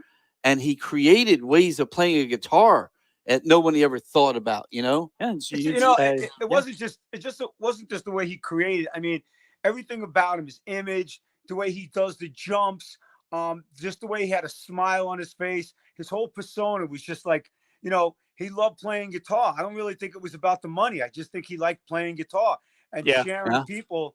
His enthusiasm and what he created as a young guy from where was he from? Holland or he was from Europe. Yep. Yeah, and he comes to America with his brother. They had nothing, and he just took the guitar and made it his own. And if you ever watch any like the interviews, especially even one of the last interviews he ever did, where they talk about the sound he created, he's so humble. He was so humble about it, man. He's like, he goes, well, I didn't create. He goes, well, people say that this and that. He goes, I just did this, and all of a sudden he's like, and you're like, what the fuck? Out of nowhere, man. Oh, that's all I did, And I mean, I just created a whole new way to play the guitar. It's a damn magician, man. Well, what we do, obviously all of our shows, we're just trying to keep the legacy alive since Ed would die. Yeah. So, and we celebrate the music of Van Halen because, face it, boys, we're never going to see Van Halen ever again. I mean, the Sammy Hagar thing is cool, but I wasn't a Sammy guy. No. I was a Dave guy. Yeah. And I'm not putting Sammy down. I mean, I think Sammy's great, and the era he had with VH was amazing. But a guy who grew up listening to, like you said, the first album. Yep. I just, that was what I loved and I grew up with. Well, I was lucky enough to see Van Halen 3 times in concert. And then I saw Van Hagar, as I call it, with one time. And I will tell you that the energy between the concerts was totally different, man. Like when you saw Van Halen in the 80s and 90s, you saw this, especially in the 80s, it was this rock show, man. And David Lee Roth, jumping off the risers from the drums. And then when it became the Hagar era, and I went to that show, I was in Atlanta at the time. I was in the military in Georgia. And I went. They were playing the Omni, I think it was called, the name of the place. I'm like, I got to go see him. But now they got this guy in the band. I'm like, and I like Can't Drive 55. Hagar did some good stuff, but the energy wasn't there anymore. It was like you were watching a concert of old men. I mean, it was weird because they weren't old yet. Right. But well, Hagar, it turned into like everything was love songs. Sammy Yeah, wrote a lot of love songs. it went from this high energy show exactly to like this love show. Right. Like that's a great album. What was the album? I can't. What was the name of that album? that came out? Balance or The one that 90210 or 902070852, whatever that one was. It was all love song ballads, man. Yeah. And you're absolutely right. And when I went to that show, I'm like, wow, this is kind of bummer, man. I probably shouldn't have came with 3 guys. I should have came with a girl. You know, like, this is a little weird, man. It was, but you know, and then they really didn't. They did some of the older tunes, but they really started sticking to that new album, and it was kind of a bummer, man. I was really bummed out. And you know, to watch Sammy sing Panama and Jump, it's not the same. It's not the same. But I will tell you, I did enjoy. You know, like I said, it was Van Halen still. I love Eddie. I was a big Eddie Van Halen fan. So as long as I got to see Eddie doing his thing, I was okay going to the concerts, you know, Right. and listening and playing along and everything. And, you know, Sammy did his thing out front, but there was nothing like that original David Lee Roth, you know. Right. Yeah. Even his I see like old videos from like 1978 when he opened up the Sabbath. And Yeah. the energy and the attitude. And it was just like, holy shit, man. Who are these? You know, like Yep. the first time you heard like Running with the Devil, you really got me. Like I put Oh, my dude. Ford Pinto over and I'm like, who the hell is this, man? And I was like, I gotta go out and buy this record. And I was hooked ever since. I had a 72 Dodge Charger, man, 440 Hemi in it. We used to run with the devil. We used to put the cassette in and just fucking head to the shore like 100 as fast as we could possibly get that thing going, Yeah. man. Yeah, I told Steve I used to arm roll. Remember, that car didn't have seatbelts. You know, it was prior to seat. I used to armor all the seats in the back real good, and I would fucking jam it, and take off, and all my friends would just go whoop. And Running with the Devil's one of those songs, man. It's like, dude, you just put the pedal to the metal. It's like Panama, Highway to man, Hell. That's my fucking favorite. Panama. That's It's, probably you know, my favorite driving song. If you're driving down the highway, oh, God, you Unchained. can't beat it. You know, Dirty Movies. The Yeah, Full Dog. oh. I mean, you go to some of their B cuts. Yeah. You know, Center Yeah. Swing. That shit. See, Mean Streets. to me, like Mean Street, they're not B cuts to me. You know what I mean? Right. Yeah, Mm-hmm. they were back in the day.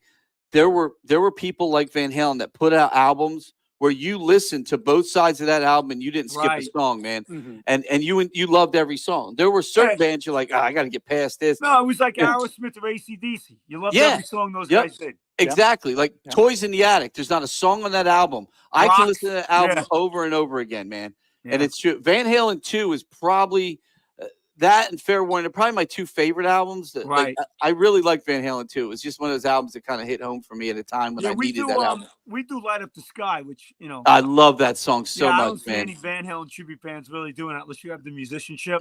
Dude, Because I have a great band. My band's Well, great. I've heard, and I'm telling you, man, we truly look for the best of the best here at the Landis. I think you know that. We've created a reputation. We put a Are you show the around owner? you. Yes. Yeah, What's your first name? Is it Ray. Ray? Yep. Yeah, and All right, I also do all the video and stuff. So like when we put a show together, I don't know if you know here, but we do everything around all the walls and everything too. No, I know. It's some pretty tribute cool. bands that played there. They loved it. We're excited. I mean, listen, we play at Atlantic City at Fake Fest. I couldn't even tell you how many people. I mean, it's a free show, but we've been doing it for the last 6 years. We built up a really, really good following there. People just come there to see us. The hotels are booked a year in advance. I'm hoping it generates. I did what I normally do. I spent a couple $100,000 on Facebook ads. That's what we do 25-mile too. Yep. radius. I mean, it's our first time in the theater. Hopefully it'll be a decent turnout. We can come back and make it better. Well, and that's my plan because again, we have one of the guys. He was actually just one of the judges for our Twisted Tea Battle of the Bands, and he was like, "Dude, you got to get this Unchained band." And he saw you guys in Atlantic City. He said, "Ray, man, this is one of the best Van Halen bands I have seen." There he is. That's him, Joe Morrison, right there. He said, Right. he said, Unchained is going to blow the doors off the Landis, man. I don't know, man. We had some pretty crazy bands here, man. I hope you guys do it, man. The Dead Daisies took the roof down. That's for sure. Ray, I mean, we come in there, if there's 10 people there or 10,000 people there, Yeah. we always put on 110%. That's the way we're wired. I have to ask you, man, how is it though? Like you're out there doing like and this is the truth, man. I get a lot of Van Halen bands, man, that send us, from all over, because we've been we've kind of built a name for ourselves. So we've been bringing in some bands from Texas, LA, a lot of bands from Tennessee, New York. We have a lot of bands that want to play, and there's a lot of Van Halen tribute bands, man. Well, It's tough. there's a lot of every tributes, you know. I mean, I'm in Yeah. the world and I see all the AC/DC tributes. I see all the like out of the blue when Queen finished their, you know, when Freddie Mercury died and they did that movie.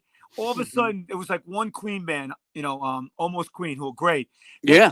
Out of the blue, there was like all of a sudden 10, 15 Queen bands. And Yep. a Queen tribute band, it really doesn't matter how good you are. For some reason, it's that catalog of music. Yeah. People come to see that.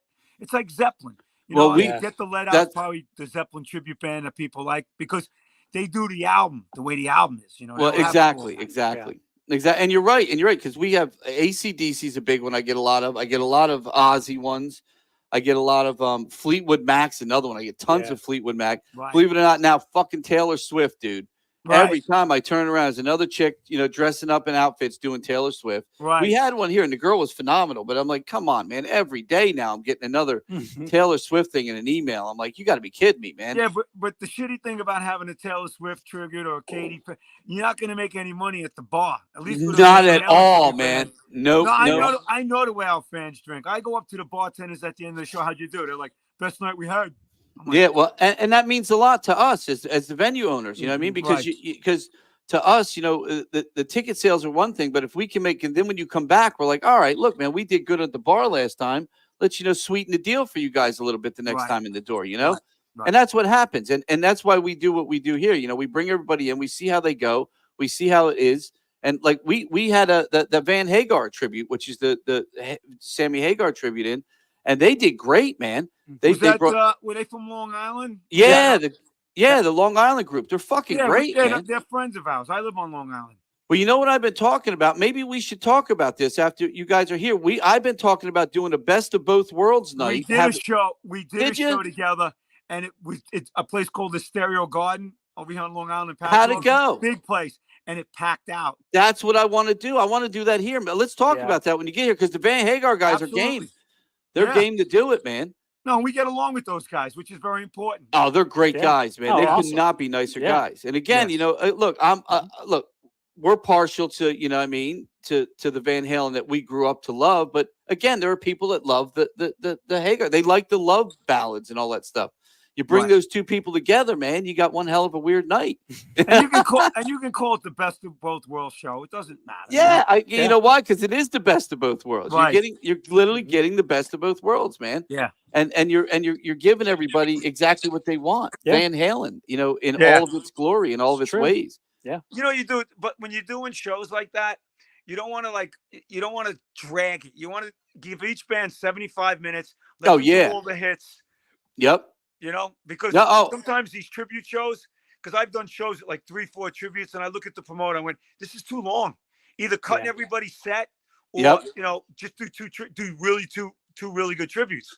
Yeah, You know, I've been doing this a long time, and I make people a lot of money. we don't have to close early, brother.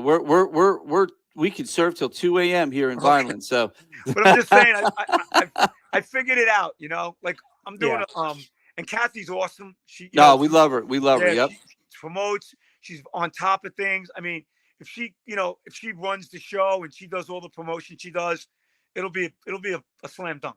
Yeah, it's already looking good, and we're excited. Like I said, dude, we've had Van Halen bands in, you know, and you know, we don't want to name others because they were good. They were good at what they do. Yeah. But I've heard so many good things about you guys, and we're trying to, like, there's certain bands that we keep.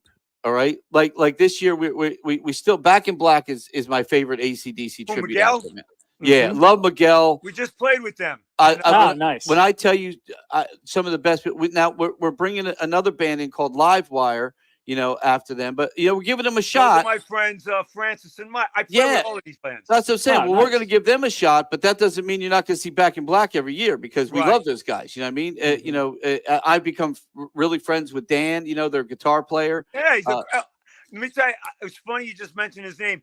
Someone started a fight with him. We were just talking about it. Yeah. Yeah. And I'm like, of all the guys, I wanted to chime in and go, how can anyone start a fight with you? The guy watched our whole set. You know, I know. And he came up to us. You guys are great. You know, and I'm like, and then all of a sudden the next day I read, because they played the following day, I'm reading, somebody started a fight with him. I'm like, I want to Of all find out who this people. guy was to smack him in the side of the head. That's what I said. The nicest guy in the band, man. Well, I will tell you, they lost their drummer a while back, and Miguel called me and said, "Hey, man, you know any good drum?" Because we have a very good connection with like a lot of local musicians now and stuff. We're doing a lot of original the drummer's music from too. New Jersey. Yeah. Well, he was from us. Yeah. I said, I've got the best drummer you could possibly ever have, bro. I said, and I told him, he said, all right, well, we'll try him out. They tried him out, and he calls me, he goes, dude, he goes, thank you, man. He goes, he is literally one of the best drummers we've ever had, and a good friend of ours, man. I was talking to him. He's a nice guy, little short guy. Yeah, it's little Steve. Little dude. Steve. Yeah. Well, Yeah. he was big Steve, and that was little Steve. Yeah. Right. Yeah, absolutely. Yeah. But Steve can play now. Now we have I have a bar with like a club upstairs next door, and we have the School of Rock up there. Every 3 months, the kids come and they do their like it's like a recital, their music. And he was one of the teachers there, the drum teacher. No, he still is. I think he told me. Yeah, I think he still does it. Yeah, Yeah. but but that's where that, and we got to know him, and he played in one of our shows here. We did a show called American Idiot, a Broadway show here, and he was our drummer. And we all just became good friends. And when Miguel asked, I'm like, oh, I know a guy he's been dying to find the right band to tour with. Right. Yeah. And Lil Steve did it, man. And the guy's good, man. He's good. He's really good. And I love that, man. Let's talk about the show. But that's what I want to talk about. That's exactly what I want to talk, because that's what I want with this show, man. I want this to be that Van Halen tribute where we're like, look, man, there's no other, tribute that's coming. And everybody talks. I think, listen, I don't know if people do this to make you feel good, but apparently every time we do a show, people at work they're like, listen, man, we've seen 150 tribute bands here. You guys have the FOB put on the most entertaining, and it makes me feel good, Yeah. But you're going to get a good show out of it. It's going to kick ass. And like I said, if it's a full house, a half a house, we're still going to go out there and do the best we can. Yeah, well, I'm a very honest guy, so I don't. I'm known for my brutal honesty. So, I've told a couple bands, and I'm like, dude, I don't know where the fuck you got that fucking bass player, but you need to get another bass player. And guess what happened the next day? They found another bass player. Right. I don't fuck. Oh yeah, dude, I don't suck anyone's dick, man. I have no reason to, bro. But doesn't it? But doesn't it kill you when you get like, I'll use like Kiss tribute bands where like the Paul Stanley looks like he ate Paul Stanley, and they got bad wig. Like my wig is $1,000. I see guys like they just went to Party City. I'm like, come on, man, put a little love into it, just a little bit. Yeah. I was going to ask you about that real quick. So you guys, how you costumes, 80s? You do like a lot of the 80s costuming, or I do all the 80s. You'll see. I'll do a costume change. But the other night when we played with Miguel, this guy Babu, he's like an MC over there.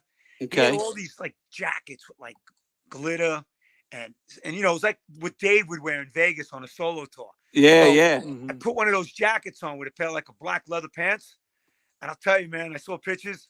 I was like, well, I could do this for a couple songs. It really like, it was almost like Liberace, Yeah.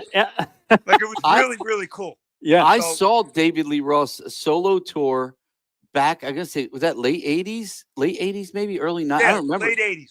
Yeah, he put out that 90s. one. I forget when it was. Whenever no, late 80s, because he left Van Halen in the 80s. Yeah, and it was the one with the Ice Cream Man, that album. Remember, he had like a jungle on the front of the album. No, that was Crazy from the Heat. That was Crazy from the Heat. That was a great Paradise, album. California Girls, yeah. Oh, that was a great solo album, man. Yeah. Come on, that's the other thing about David Lee Roth. When David Lee Roth wasn't doing Van Halen, he was doing his own stuff. Yeah, still. Do you do any of that? You got to do some of those. No, we used to do Just Like Paradise when I had my old guitar player, because he was in that play Rock of Ages. Oh yeah.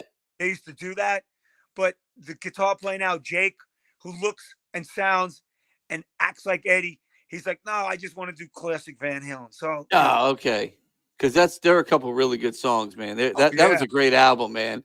That was such a good album. Yeah, Rock of Ages. We had Rock of Ages here with we had Joel Holkster here and the whole Tommy Kessler. Yeah, Tommy Kessler. We got Joel coming back too. Yeah. We got so Van Halen wise, so song wise. I mean, you got a lot of songs, man. So are you hitting? You're going to hit some of those B-sides that what for most people are B-sides? Yeah, I'll shout a few out. Somebody get me a Doctor, Light Up the Sky. Again, to me, they're not B-sides. Right. Drop Dead Legs. Oh, love Drop Dead Legs. Yep. So This Is Love. As much as I I'm not a big fan of doing it, but Pretty Woman, I mean, that goes over like at festivals. Yeah, People yeah, aren't familiar with Van Halen, but yeah. girls love it. Yep. You know, of course, we do Unchained, Hot for Teacher. I mean, the list Yeah. goes on and on. Well, let me ask you, man. Is there any like any? How long you been doing it? First of all, 2012. But 2012. But you got to understand something. It took me till like 2016 or 17 to find the right guys. Okay. You know. No, that makes sense. That makes a lot of sense. You know, like my guitar player, he played in Beginnings. You know, at Chicago. Oh, tribute. we had them here a couple times. Yeah, Johnny Roger, who's the original guitar player. Yeah, He didn't want to look like Eddie. Then he got the Beginnings gig. He kind of liked that because it was like less work for him. A lot less work. Yeah. As for bass players, I got this really, really great bass player from Florida, my friend Clint. He sings great. He plays great. He does a really cool solo on So This Is Love. And as for drummer, I got this guy, Tim Dodoro. He played with Slaughter. And Vince Neil, who I alternate with. Nice. And you know, we had this guy, Zoltan. He played with Vince Neil. Yeah, yeah. Yeah, he plays with us once in a while. Oh, I play wow. with, yeah, Matt Starr. He played with Mr. Big and Ace Frehley, bald guy with a Fu Manchu. I know exactly who it is. Yep. Troy Lucetta from Tesla plays with us. Oh, wow. Okay. You're only as good as your drummer, boys. Well, that's the truth. Yeah. That's the truth, man. Especially with Van Halen music. Yeah. Yeah, I mean everybody, they don't understand. Alex is very, very, very underrated. He's like one of the best drummers in the Well, world. when you when your brother is probably one of the greatest guitar players in the world, it's like people really don't look back, you You know, gotta and keep they up. don't even realize the guy back there is his brother. You know, like who's the guy playing the drums, man? Listen, it's like me. My brother plays with Alice Cooper. You know what I mean? And, What? Yeah, my brother Tommy, and he plays with the Hollywood Vampires, and we played together. Oh, excellent. Yeah, and we did Van Halen. So I was a drummer. I'm originally a drummer. And then how I started doing the Van Halen is I always had a drum tech that played the drums. So I would come out and do like Ain't Talking About Love, You Really Got Me, Panama. So, you know, I'm used to doing the Van Halen. But then as I came out being the front man, that's when I started getting the outfits, the hair correctly. It took years. Yeah. Everything. But now it's an autopilot. See, now you got it perfect. I'll tell you, I just looking at some of the photographs that I've seen of the band. It literally looks like you're looking at Van Halen from back in the 80s. You know, it's cool, Ray. You know, because when I see you on Friday, the videos we play on the screens are old Van Halen videos. So you'll see a video of them doing like something live from Oakland, and I'll have the same outfit on Davewood, and you'll be like, "Holy shit, man, that guy looks like Eddie Van Halen on stage." And Dude, it keeps people attention at the stage.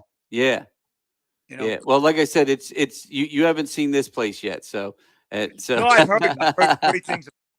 Yeah, so get here early too, because it takes a lot to get the video in. Because you don't just plug into a screen here.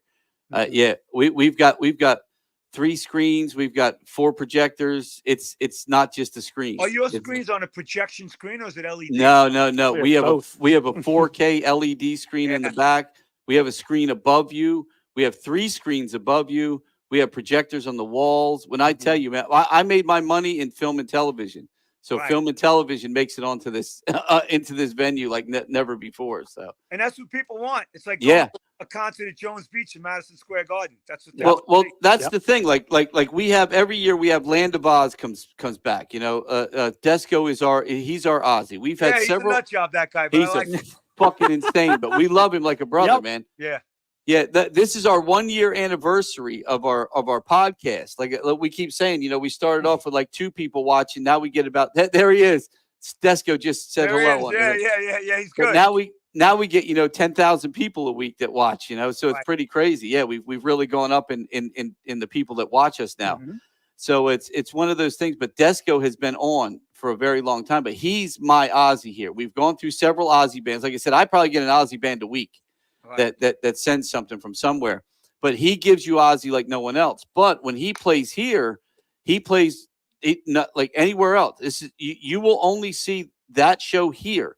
I create all his video for him, like War Pigs. You think you're in the middle of a fucking war here. I have tanks on the walls and shit exploding, and it's pretty insane. But every time he comes, I make it different. Right. So you never see the same show here, number 1. And number 2, it's an experience where you're not going to, if you go to see Land of Oz anywhere else, you will never see them like you see them here. When do you when you should book them? You should get them on Halloween. Yeah, well, We have them November 2nd is yeah, their next one. yeah, I'm we just have saying, yeah. Ozzy, Halloween. Yeah. He's you know what we do for Halloween? We have his Kevin Mercer, his guitar player, does our he does a Alice Cooper. Alice Cooper. We usually bring him in around Halloween. Oh, He yeah, does a, one of those. Yeah. Yeah, he does a good Alice Cooper though. Believe it or not, Kevin Mercer does a really good. He's got all the props. Which guy is that? Is he in the band? Yeah, he's in the Land of Oz band. Okay. And the bass player. Yeah, that's right. He's the bass player for Oh, Land. okay. Yeah, and then he plays Alice Cooper, but he's got all the props, man. He's got like the chairs, props, the nurses. guillotines. Yeah. Oh, it's great. He's great, man, and he's just a good guy, man. He's a great guy, great personality. Puts on a good show. But but Desco also, we also bring in his Dio band every year, and his Black Sabbath band, because the guy brings it, man, and that's what we like. If it's a band that brings it, and and we give incentives, because if you do a good job, man, we want you here every year. That's kind of that's. Yeah, I just think the timing for us, end of the summer, people going back to school. You know what I mean? Yeah. I mean, like I said, I always spend a couple $100 on Facebook ads. People don't. I do. The summer's tough in Jersey, no matter what. We work on another show. Yeah. Yeah. The summer's tough in Jersey, no matter what, because everybody goes right past you, right to the shore. It doesn't matter. Right. Whether you're in Philly, if you're trying to put a concert on in Philly, good luck. Unless again you're Taylor Swift, nobody's going to see you because they're all going to the shore. So we had a girl here, a country girl, Alexandra Kay, who drew a great crowd. She was opening for Tim McGraw for a long time. And the weekend we had her, they had the Country Music Fest in Wildwood. We're like, oh, great, man. But she still drew great, though. Yeah. She did a good job. She drew. If they didn't have that Country Music Fest, we'd have sold out for her. Yeah. Right. Yep. Yeah. Absolutely. Yeah. So we're excited. But like I said, brother, I've heard nothing but good things about the Unchained band. I've heard nothing but good things about you, and I see it in you, man. I can see the passion, and this is why we put so much money, so much time. We started. I bought this place right before COVID, and the first band that played here was Quiet Riot, which is the newer rendition of Quiet Riot that's still out there with and because I just wanted to bring rock and roll to the area and start selling, man. And we've had a lot of this year we're really packing national acts in. So I only want the best of the best. But how do you pay a national act? I mean, do you do like a door deal with them? I don't mean to be nosy. Well, no. They get usually there's a guarantee, or depending on the national act, we have a thing called Polestar, right? And Polestar tells you everything they sell, what they sold the last place they were, how much tickets were, how many people actually bought tickets. So you can kind of use that as a venue owner and go, well, look, man, like I'll give you one, Ace Frehley. He wants $20,000 minimum to play. That's all he wants. I'm like, dude, you were just up in plus a rider from hell. Yeah, rider from. So we have competition from Atlantic City, Philadelphia, right? You just played on a mountain in Pennsylvania in the Poconos. No other competition anywhere in a 1,500 seat venue, and you sold 300 tickets. I know. You think I'm going to give you 20 grand? But this is what I do. I said I wouldn't give you 20 grand if you're the last guy alive. But here's what I'll do for you. I'll give you $5 grand guaranteed. You sell half house, I'll give you 10 grand. You sell out, I'll give you the 20. Because I'm gonna sell the liquor. Plus, if I price it right, I make a little money off the tickets too. Plus, I have enough to pay him. Right. And I know he's not going to sell it out. He couldn't even sell out a venue with no competition. Yeah, he played at this place I mentioned to you before, Stereo Garden. We played the night before, and the promoter's like, "I'm losing my shirt." I'm like, "Yeah." What'd you book? He goes, "I got East Frehley." I'm like, "Yeah." What'd you pay? Tell me what you did. I went, I wouldn't give that guy 20 grand. I wouldn't. No, not in a million years. All of those bands, though, Slaughter, they all get like 20 grand. I don't know how to get it. Well, they don't get it from me. That's why. If it's a band people want to see and they don't play here, I'm like, look, man, if the band doesn't take the deal, that means they know they can't sell out. Exactly. So if you want 20 grand and I have 750 seats and you're one of the biggest acts around and you think you're God's gift to the world, I'll give you 20 grand if you sell out. Right. But if you don't, this is what you get. And if they don't agree with it, it just tells you right there they know they can't sell out. So what's the point? Listen, I love all of this guy. I mean, we just opened up for Queensryche in Sturgis. Yeah. The crowd wasn't packed. It was good. We played with Slaughter, we played with Tesla, and there were good crowds, but they weren't like packed. Yeah. When they do these festivals on the mountain, they seem to sell out. But I think what happens is the guy that books them, I think it's Sullivan Biggs, he puts the package together. Yeah. Well, yeah, that's exactly what he does. He does. And remember, out when you do those festivals too, they're not really charging tickets. So people are coming, some of these festivals, it's dirt cheap for the ticket, and or it's a lot of some of the ones are free. Right. I mean, so it's like a city or a county or a state funding A lot it. of fairground. Yeah, fairground type shit. Yeah, state fairs. So and it's things like, that. what do you it's like a band here that comes here and it pisses me off because one of the bands that we really love that comes here is doing it right now. And it pisses me off. It's like you go to Atlantic City and they pay you, I don't know, whatever, $5,000, which you're not worth. You're a tribute band, that's asking for $5,000 and you're not that good. Now, if you make $5,000 here, you can make $10,000 here if you sell tickets the way I structure a deal. It's all depends on what you can bring. But then you do that and you say, oh, we're doing a free show in Atlantic City. Right. So now why the fuck am I going to give you a show and charge people $20 when they could have went and seen you free 40 minutes away? No, you're absolutely right. Yeah, and it sucks. You'll learn the business. You know what you're doing. Yeah. And like I said, I don't play games. If you see an act here, they're worth the money or they took my deal. Right. You know what I mean? Because like I said, I know what you're worth because I see the numbers. The numbers are in front of me. I know what my band's worth, but I'm not a price gouger. I want to build relationships with people. That's what, I already got like 40 shows booked for next year. Yep. I didn't make a phone call yet. I'll go back to Steve Desco with Land of Oz. That's exactly what we do here, man. Like when he first started out, I had a certain ticket price, a certain structure. He did better. I upped his ticket price. I upped his structure. He did good. I upped his ticket price. So he makes more money every time he comes. Right. Because I slowly up his ticket price a little bit because he deserves it. Right. And again, I'm willing to take a couple, maybe a day out of my week to put together a crazy cool package for his band. Right. So he looks different when he comes here and it makes people go, oh, dude, they're playing the Landis. We got to go see him there. Right. Because we saw him at a fairground, with his banner up behind him. And now we can like sit in a smoke-filled room, and just be surrounded. Dude, you saw what they did in Vegas. They built that sphere. That's what people want now. People don't want to see, just park cans flashing in their face. Right. They want to see something cool. And video technology and shit is taking over entertainment. I mean, I have, like you'll see the videos that we do. Like I said, it's old Van Halen videos. I mean, are we allowed to bring glitz? Like let's say I was a Kiss tribute band.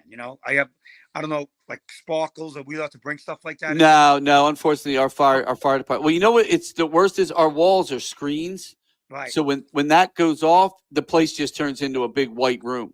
Right. Okay. Yeah, and you don't want to see that. You don't want to see that. But what I do is I mix video in with your videos and keep everything kind of really cool. Yeah. And make it a different show, man. You'll see when you're here. You'll love what we do, man. Yeah, just let it roll, buddy. All we ask is that the band does what they do best and we do what we do best. And Steve does all of our lights, man. And he's phenomenal, man. He's absolutely. You're an important man. Oh, dude, I try to be. Dude, he's great. I'll give you another. And I know he's listening. Desco, you prick. Fucking Desco comes up to this is honest to God truth, man. He's on the fucking stage. He's doing this thing. They go into a guitar solo. He disappears. He shows up at the fucking booth. He runs all the way around the fucking building, goes up to the booth. He goes, looks at Steve. He goes, can you get the lights out of my eyes? Steve goes, yeah, fuck you, and turns the fucking lights off for the rest of the show. He goes, how you like that, you fucking prick? And now they're like best buddies. Came running down the aisle. Now they're like best friends. Hey, turn it off. Turn it off. Yeah, you meet people. Right? It was hilarious, man. It was It's all hilarious. good. I don't think he meant anything bad by it. That's just No. He's just. We love Steve. Then he saw the pictures later that night and was like, "Ooh." Yeah. Then he saw everything. He went, We "Wow, need the lights back on." That did look pretty good, didn't it?" Like, so do you have a follow spot? We do, but we usually don't use it that often because it's we have so much else going on. It drowns it out. To be honest with you. Okay. Yeah. But I have if my you- own. I've got you nice I've and got a lot of my covered. own stuff. do you got a guy to run it? This week I won't. Yeah. See, that sucks because I mean I might be able to get you a guy. You get a kid. You get a kid from the School of Rock. We got a guy we can use. He's a little bit older. Yeah, we have a follow spot, and we pay him $50. He comes in and he'll run. Yeah, it for us. can you bring him for our show? That'd be great. Yeah, I can do that for you. Yeah, I mean, Yeah, I'll give him a holler. You get a young kid, you know, and he gets, wow, I'm getting like a couple bucks to do this. I'm going to learn.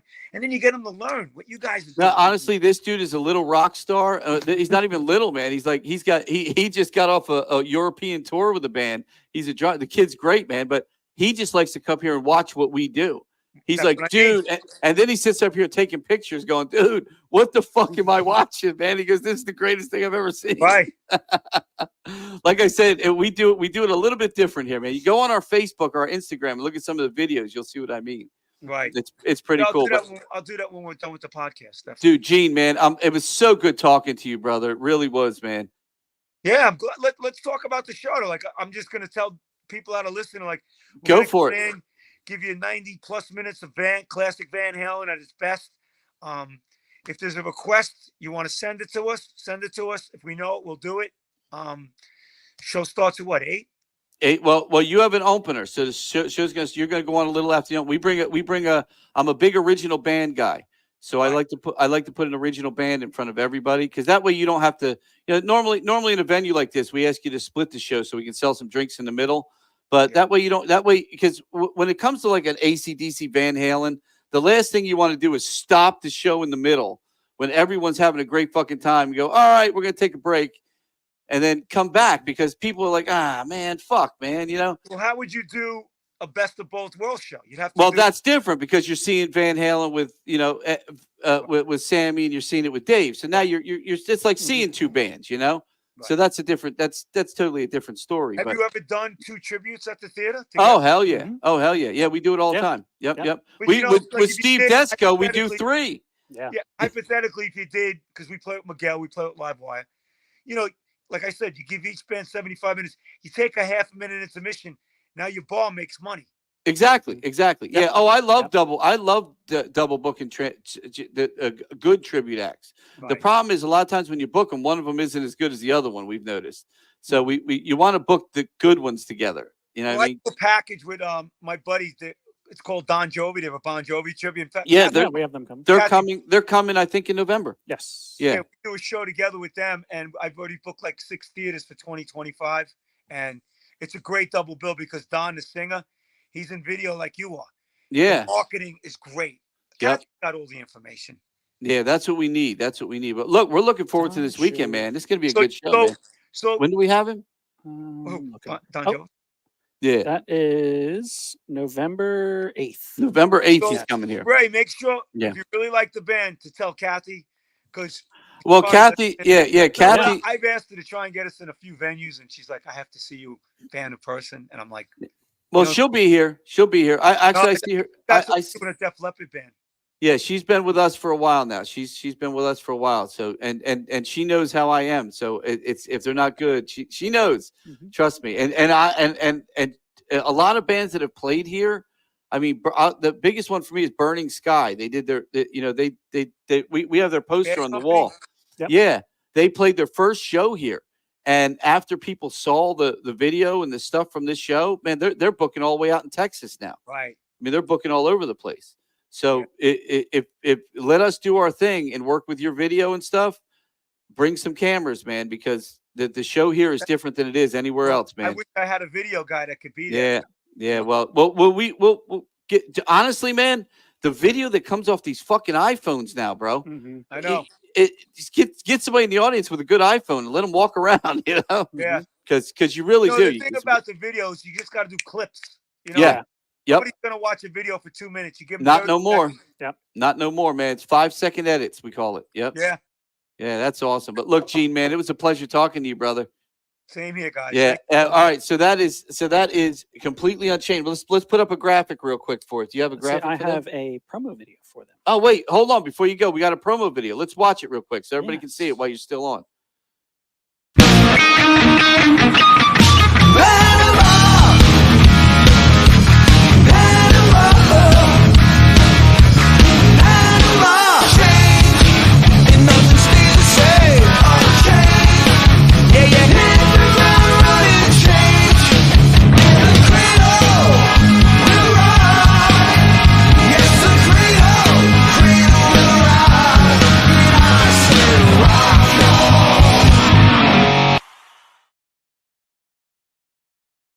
Oh, fuck yeah, man. There we go. Hey, man, I'm 63 years old. Not bad, right? Oh, dude, that's fucking amazing, brother.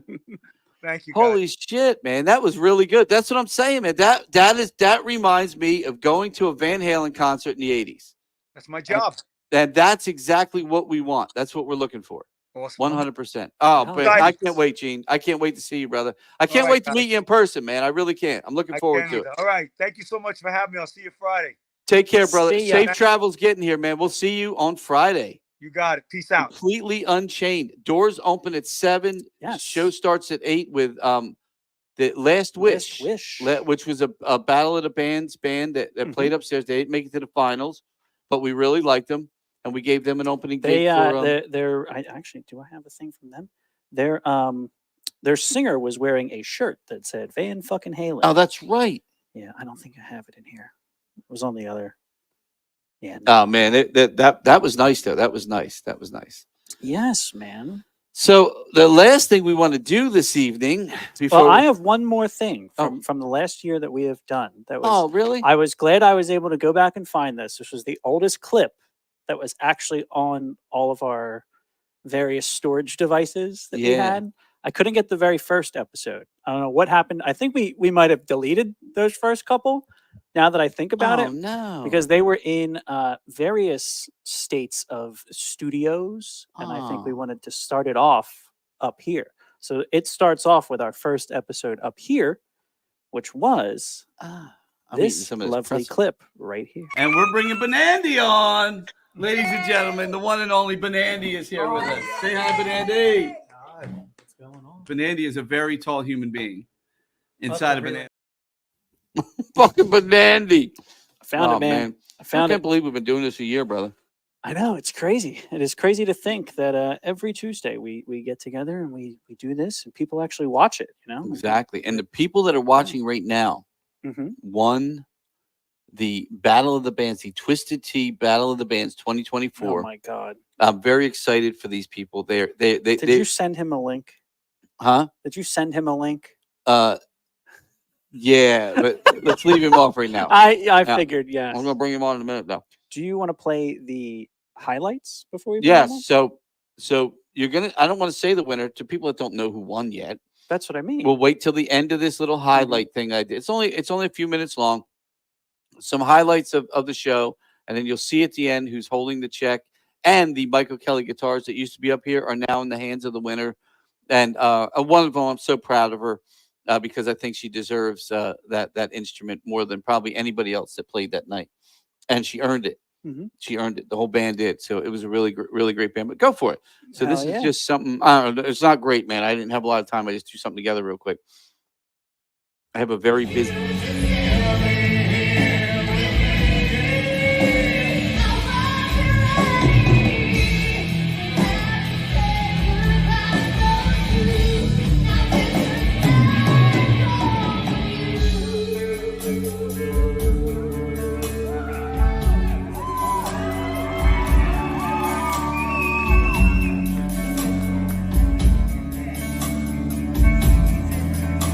I can see what's coming.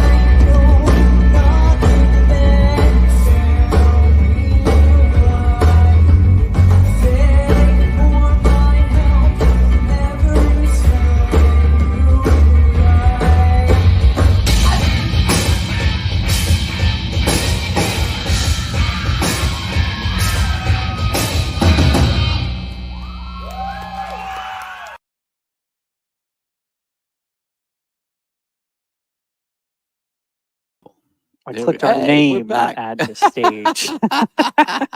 They wanted me to change our name. That is the Goodbyes, the winner of Mhm. the 2024 man. Twisted Tea Battle of the Bands, and they are standing by in the virtual green room, and we are going to bring them on. Let's bring them in. Bring it on with the Here they good. are. What's going on? How you guys doing? All right. We're doing great. Oh man, you got like a shitty internet connection. How dare you? Oh no. Oh wait, it's evening out. Hold on. Steve says, "Look at you, got Twisted Tea cups. You got that yellow trophy guitar. Look at that. I love this. My hotspot. Wait. The hotspot's better than the internet. Is it good? Is it good? Yeah, I think it's good now. I think it's getting better. It takes a second. It's getting better. You guys were waiting for a while, so Yeah, you guys had to wait for a little bit. So, It's all right. We had fun. yes. so let me know. How's it feel, Surreal. It's crazy. dude? You saw the clip right there. You beat out some pretty damn good competition, man. Yeah, and everyone was so talented. Honestly, it's an honor, and like I know me. I woke up the next morning and I was like, that had to have been a dream, you know? Well, it was a dream because we're taking that. Give us that guitar back. We're giving it to someone else.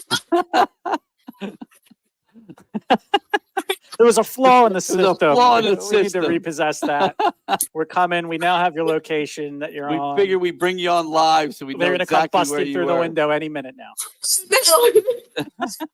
We got the cops, but they're gonna like rappel down the side of your building and come through the window and get that guitar. Now, look, man, you guys earned it, man. It was such a good show, man. You put on a hell of a good show, and it was a lot of fun, man. It was just one of those things where you did the right things at the right time, and you beat out again a couple bands that have been together for for like 15. I don't know, Crown of Thorns. They've been together for like, or what? Crown of Earth. I'm sorry, Crown of Thorns. Whatever. I don't know. I'm sorry, Crown of Earth. They've been together for like 100 years. It's like you beat out some like people that have been doing this for a long time that have 3 or 4 albums out, and and some that are really pissed off that you won. Sorry. Yeah, I'm sorry. I didn't want to piss anyone off. But Nah, fuck that. That's how you get there. honestly, and everyone who we interacted with there was so nice and so Yeah, sweet, yeah. and like we had a blast, and it really, we did go up against some real talent, and You did. You absolutely did. Yep. But you guys held it. You really did. You held it, man. And it was, like I said, it was one of those things where the music was so different between some of the bands, but you came on at the end, and look, the way we do it is you add up a judge's score and then you add up a score of the fan vote. The fan vote is basically a ticket. Every ticket that's put in is a point. The judges score you from 1 to 100. That's your points.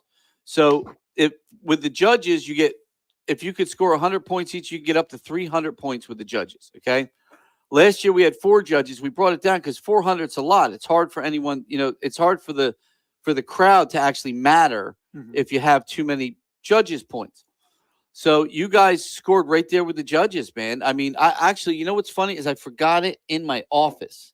I actually had the paper for the judges because next time I see you, I got to show you some of the things that they wrote. You know what I mean? Definitely. See that? No, because thinking about that after we got off stage, but we would love to hear feedback and keep improving. yeah, because there's and what's great is there was some feedback on there for you, but a lot of great things were said, and you earned enough points to get you in that running for a top spot. And then the crowd that you brought out was phenomenal.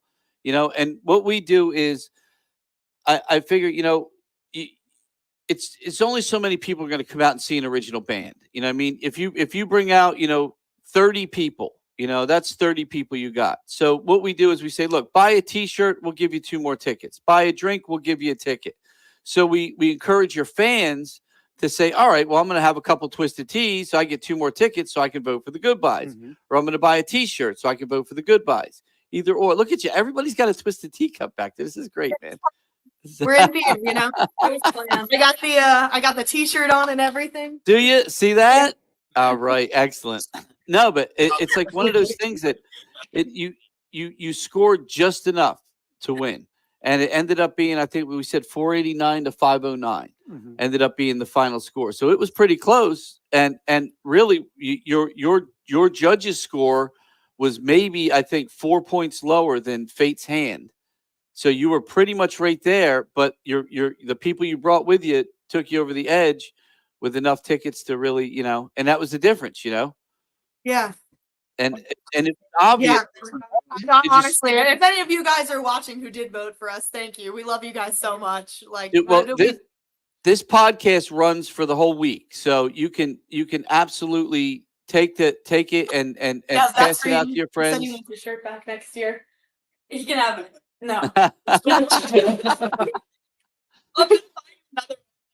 Yeah, it was fantastic, guys. You guys really killed it. I gotta ask you though, what made you want to enter the contest to begin with? Honestly, we really like playing, and we take every opportunity we can to play together. And when we heard about this, we did a show at Union Firehouse. Mother Nature actually told us that there was a last-minute opening. So we went and did that. We met Elena there. And then she told us that night, she said, hey, there's this Battle of the Bands thing. Do you guys want to compete? And we said, yeah, we do. Wow. How long you guys been playing together? A little over a year, yeah. Okay.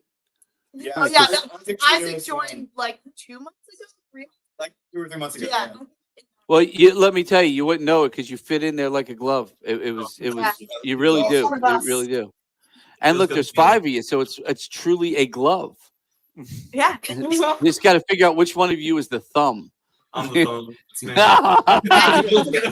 Took responsibility for it right He away. took responsibility right off the bat. He goes, look, man, I am the fucking thumb, all right? Nobody's going to fight me for that. Oh my God. You started the whole debate now. Look, was there anything? Look, I just got to ask you, like, for future shows too. Is there anything in the competition that you really like? What was your favorite part of the competition? Besides winning, you can't say winning. Yeah, like I know that you mentioned in the interviews before the competition, the lighting and sound and everything, but I was not ready.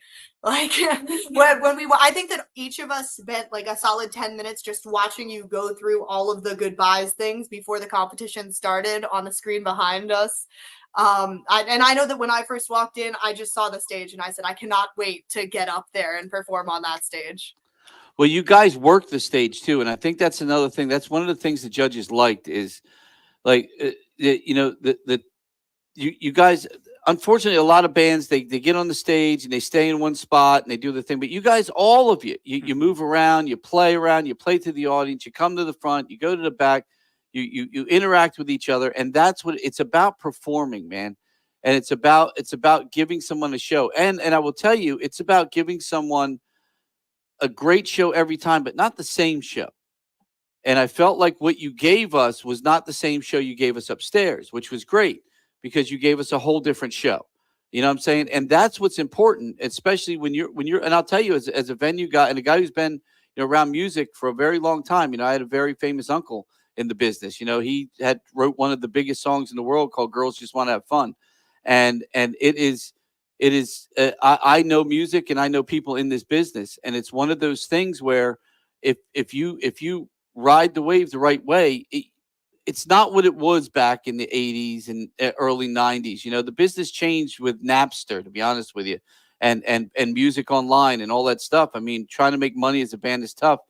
I saw a graphic the other day that showed a pair of jeans, and it said, do you know what this little pocket is for right here, the watch pocket?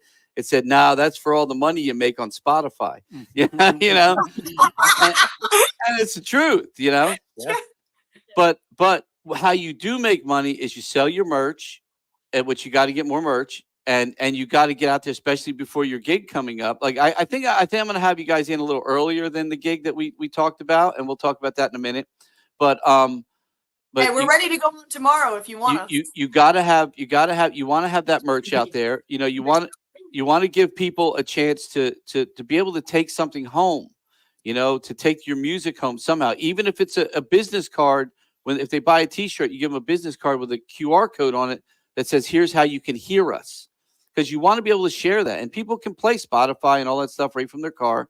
But if you're going to make music, you're going to do it by merch, or you're going to do it by performing, or you're going to do it by putting a song together that can make it into a TV commercial or a TV show or a movie or something like that. It's the only way you make money with music now. So, but you got to get on the road. And we know some really great bands that are opening bands that we are very good friends with that open for some of the biggest acts in the world. And they make maybe $250, $500 a show, but they do it. They get on the road and they do it. And they play, 4 or 5 shows a week, so 5 times 5, $2,500 a week, you're making your band's making $10,000 a month. It's not so horrible, but sounds good to me. But you got it. But you got to get to that point, and that's where and you've got I've told you, you got me. You got me behind you. I will do my best to push you guys, but you also got to give me something. Like you got to give me records. You got to give me recordings. You got to give me an album, even an EP. You know what I mean? You got like we said, Yep. EP is on the way. It's being mixed as we speak. You got to keep that energy up. What you gave us, the way you guys dressed, the costuming, Caitlin, the way you came out, hung with the bass, you looked amazing. You sold it. I mean, that's what you need. That's what the band needs. You need to have that look, that feel, and you need to give people a reason to go, dude, you got to see this band live, man. You got to see this band live. And I think you're one of those bands that, with a little bit more time, you're going to be that band people want to see live. Well, Absolutely. Thank you so much. Thank you. And I talked to a friend of mine named Reggie, and I talked to another friend of mine named Jaron, and we texted back and forth, and we decided we're going to let you guys open up for their band Heaven's Edge when they come next year, right? so I will tell you, Reggie. 20 years. I wanted to do a show. I'm so excited. I'm so excited. You got it. You got it. And Reggie had nothing but good things to say about you guys, man. And how proud he is of you guys. So I hope you know that. He's very proud of you. If you're watching, we love you. Yeah, Reggie's good people. And like I said, it's one of those things. And, we didn't have an opener yet. We had talked about it. And as soon as I said something to Jaron, and I told him you guys won, he's like, what? No way. And they were so excited. So we're like, there we go, man. So that's going to be a big gig coming up for you. But like I said, I'd like to get you in earlier than that, and then talk about your own show, your own headliner, here at the Landis next year. So, and you guys got to come back. Now, this is the problem, though, is you can only have one of you can be a judge next year. So we got to figure out who it is. Now, if you want, it would be okay if you all work together as one judge. You know what I'm saying? And maybe but you can only, put together. Yeah, you could sit there together and work as one judge and be that glove of judge. The judge's glove. The judge's glove. So anything? How about anything that? Because we get stuck. Unfortunately, I had to MC the show. I had to run back to the booth and do my thing. I didn't have the MC I thought I was going to have. So it ended up not being what I thought it was going to be. But hey, it worked out. So I didn't get to really talk to you guys backstage. I didn't get a lot of time, and I try to give the bands time just to get to know them, because if I'm going to promote you and we're going to push you, I want to know who you are. Anything, any fun things happen backstage or anything good this year? Any? We honestly just started very quietly playing through some of the songs from the set, and then one that we didn't play in the set, and we were just having fun, joking around and getting ready, and we do this thing before a show. I kind of turn to everyone and I'm like, the shows that we play the best are the ones where we just say fuck it and have fun, so let's do this. And then Dan leads as a family chant, and we go and we have fun as a family, Well, it's always as a family. Well, I'll tell you, in that dressing room, I have been back to that dressing room, and I have seen the drummer for Typo Negative. I have seen the guitar players for White Snake and Quiet Riot back there practicing, literally playing the drums on our couch. Mm-hmm. You know what I mean? They even the biggest bands sit back there and rehearse. They play every night, but they still get ready for that gig. And it's nice. I saw a couple. You posted a few little backstage things online. I saw those. Those were cute. That was nice. But and that's where you guys belong. You belong back there, getting ready for your next gig, man. And I want to make sure that happens for you guys. Thank you. Jess, you got a smile, hun. That's from ear to ear. It's so infectious. And Since the show, honestly. well, like I said, and when you're out front, it shines. It really does. And you put on such a good show. You're a great front lady. You know what I mean? There's a lot of great bands out there, but you have a great voice. You have a great presence. Your whole band has a great stage presence. I mean, we watched every one of you. I will look through the videos, and I was like, look, man, you guys did a hell of a job. You got the trophy. Hold that trophy up. Let everybody see that trophy. Look at that, man. That is the Twisted Tree. Now, we tried to find the most twisted guitar possible. You did it. It's awesome. It is pretty twisted. Have you guys? Hey, girlfriend back there, did you try that bass out yet? Oh yeah. How do you like it? It's a blister because I've been playing it so much. The Michael Kelly guitar. Now you got to learn that one extra string to tune too. Oh yeah, definitely. I love it so much. Who got the guitar? Well, me and Dan are gonna split custody. In a court proceeding. It's like your little baby. Next year, I guess we got to give a drum set away or something, right? Nice. But I say, bags, moon gel.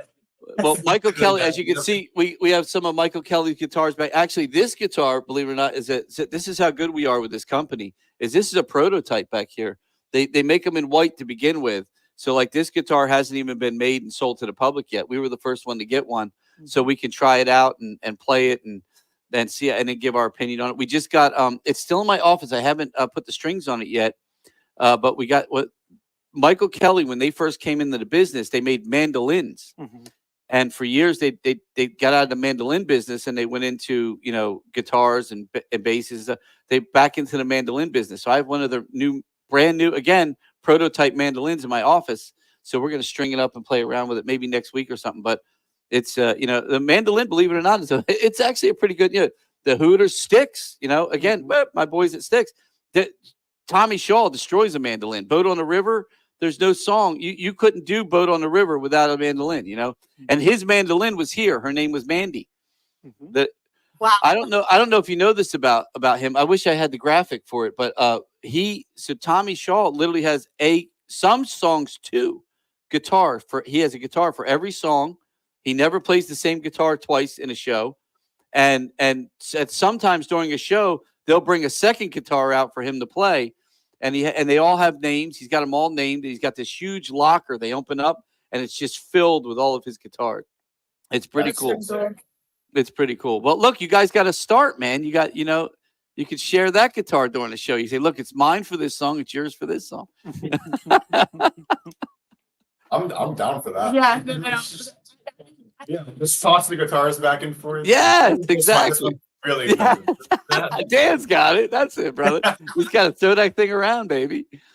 Look, man, I want to thank you guys again for even coming out to the bout, because we wouldn't have you sitting here as the winners, because you guys did. You did a great job. I loved every second of everything you did, and I'm very proud of you guys, man. And like Reggie, man, like I said, when we went back and forth, he was very proud of what you guys have done. And that, again, you beat out some damn good bands, man. Damn good bands. Yeah, that is true. It would still it would be me and Dan sitting alone on a couch together. Yeah.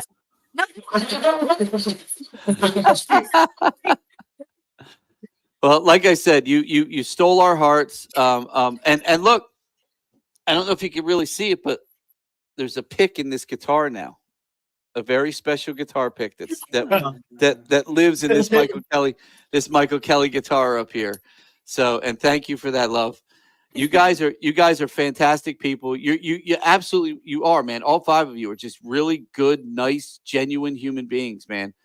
And that's what I love. I love being able to, be that catalyst, for good people like you guys. So we're going to do our best. We're working on a lot of new things for next year, and we hope to really keep the goodbyes in our family and part of what we're doing in the future. Love to see. Yeah. Right, absolutely. All right. Anything Well, you look, want us there, we're there.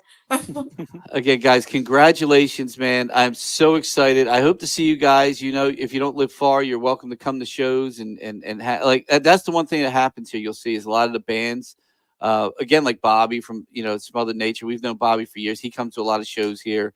Dylan from Zenora and Wild Street. A lot of the guys, they just show up at shows, and they're like, "Oh, what's up, guys?" And it's great because, again, you want to come out and you want to support other bands that are playing. Like this weekend, we have who is it opening up for Unchained? Last Wish. Last Wish, who was one of the bands that played upstairs that didn't make it into the finals, but I liked them enough to give them a gig in front of the Completely Unchained band. So it's gonna be a lot of fun. And then two people that we love from our Vegas buddies, the Edward twins, are coming, and these guys are phenomenal. I don't know if you saw their interview earlier, but they're phenomenal people, man. They're great guys, and we love them. So. Look, I love you guys. It's so good seeing you. And look, practice, man. That's what we're doing as soon as we get off of this. Yep, get that EP out and start writing some new music, man. All We right. already have a new song in the works. Good, because Yeah, we're Good. yeah. good, Nice. good. Because again, it's the best. The AI is taking over the world, man, and you can tell the difference between an AI song and a real song. And you guys, I love you, man. I don't know what to say. I'm a fan of you guys, and I'm going to do my best to give you guys the best. I enjoyed the show, man. I really did. I enjoyed it, man. And again, your energy, Dan. When you came running up to the stage after you were announced, and I was like, he was like the last one up, and he's like, "Holy shit, we won!" I saw him coming. None of us were in the venue when you Wow. announced it. I was like, stick straight. I was like, what just happened? No, I See? you guys to rush in to go on the stage. I was like, oh my god, what just happened? I literally, I like heard you start talking, started to walk back in, and my mom just came running at me, full screaming at me, and I was like, That's awesome. Well, you got to frame that big old check back there. I see that big check back there on the wall too. This whole thing? Yeah. to frame it. We're still waiting for that to come in. That is awesome, man. I'm so proud of you guys. I love you, man. Like I said, I'm really looking forward to years of friendship and being a part of everything that we're doing here, man. We really appreciate you all. We love you too. And Ray. Thank look, you for and everything. if I give you one word of advice from a two band guys, venue owner, we see a lot of bands. We talk to some of the biggest stars in the world, some of the smallest bands in the world. Don't screw each other over. Stay together, because you guys are very good together, man. You're going to have pitfalls. You're going to have things that happen. Somebody's going to go, oh, well, I got a great opportunity over here. If that opportunity isn't playing for a big band that's headlining that you can give the rest of your band an opening gig with, don't do it, man. Really stick with each other. Because, again, you look at Reggie and these guys with Heaven's Edge, man. They're together, They've been together since the 80s, man. They've been really putting this together. And you got to stick together. And you guys are very good together. And you're only going to get better. And that's what you want. And I like this lineup. I like what you have. And I really don't want to see anything happen. So, look, man, again, you're going to get pissed off at each other. You're not going to like something. But just shake it off and remember this day. Remember the day that the five of you together put on a show that everyone in that audience stood up for, man. The people were standing up. You watch your video, and I'm going to tell you, I think a couple of the other bands, people voted for you. I really do. I really do. Because you look, if I'm here and I got 2 tickets for coming in, I bought 5 drinks, and I got 7 tickets. And I like this band over here. All right, look, man, I'm going to give them 4 tickets. But damn, these goodbye guys, I'm going to give them 2 tickets. Well, guess what? 2 tickets adds up, and 2 tickets, and 2 tickets, and 2 tickets. And before you know it, you beat the band that they came to see. And I'm telling you, I know a couple of people that did that. I know where, look, we all get tickets. I know where my tickets went. So, you know what I mean? Exactly. I love you guys, man. Thank you so much. So much. Go practice, please. Practice, stay together. Let's work on that EP. You get music out.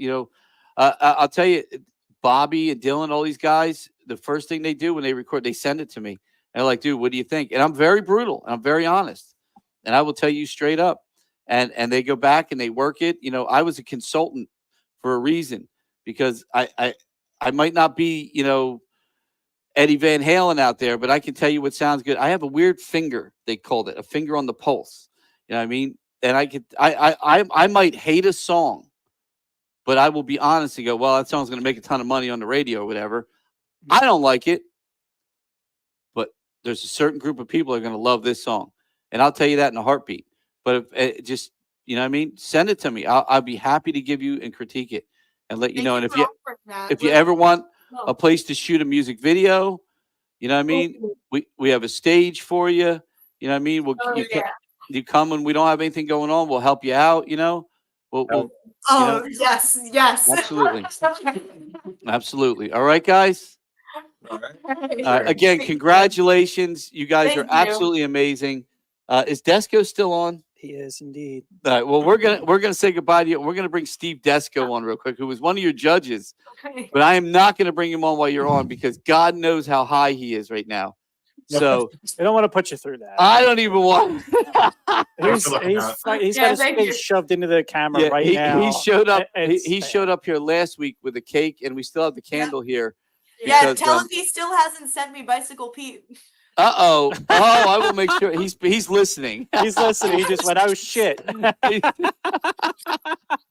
He's in our virtual green room. Isn't that crazy? A virtual. We're keeping him green locked away, is what we're saying. So.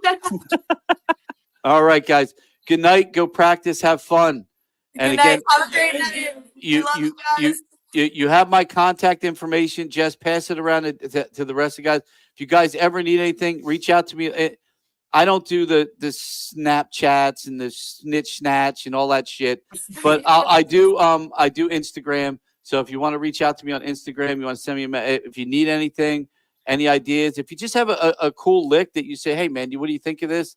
I get that a lot, man. They'll send me. I get a guy, one of my friends. Again, he was in a Van Halen band here. He sends me. He'll sit in his room and he'll come up with this great guitar and he'll send it to me. Go, what do you think? And I'm like, yo, man, you were good till you hit this point here. And then, and then he's like, oh, fuck you, man. And then he goes back and he sends it back. And I'm like, that's it. You got it, man. I'm here for you, man. Whatever you need. We have a lot of knowledge and we have a lot of people that we know that I'll be like, you know what? Well, let me send that to Reggie and see what Reggie thinks, All right, guys. Good night, guys. Good night. And congratulations again, man. Thank And you. keep that check up there. Don't cash it. That way I keep that money. Oh, we will. That check is getting framed and hung up forever. Good night, guys. Take care. It was good seeing all of you. It really was. Bye-bye now. Oh, man, I love those guys, man. Don't you just fucking... They're such a good band, man. And they're just such good people. Mm-hmm. And that's what you need in this industry, man. We need good people. Unlike this last guy. Because I was going to fucking... the fuck are you? It's somebody's asshole looking out? What the hell is that? I have a bad signal in my house. I had to go to my car. You got like a halo. What the hell is He had that? a bad signal in his house for him to go to his car. I'm in the Ozman. I'm in the Explorer. Those kids are so good. Hey, Dude, that little girl bass player, what's her name? Devlin. Devlin. Well, that's her last name. Caitlin Devlin. Caitlin Devlin's a star. Oh, she's great, man. And she's the best. She was so funny. Dude, she can rock that bass, man. Now she's got an extra string. Now she got a 5-string custom bass. So I can't. Honestly, I can't wait to see what she does with it. To be honest with you, bass is bigger than her. Yeah, but that's what I'm saying. I can't wait to see what she does with it because she's very talented, man. She's actually really good. And there's what's funny is there's a lot of female bass players you're seeing out there now, and some of them they look good, but they're not really playing the bass good. This girl really plays that bass good, man. She really does. Her show was excellent. Like the presentation was off the charts because usually I tell you, the drummer from that one kid band, that girl drummer was a beast also. What was that band? Sarah. Sarah's great, man. Twisted, Sarah, 18 years old. Oh, her parents are very nice. Oh my gosh. Her mother was a drummer.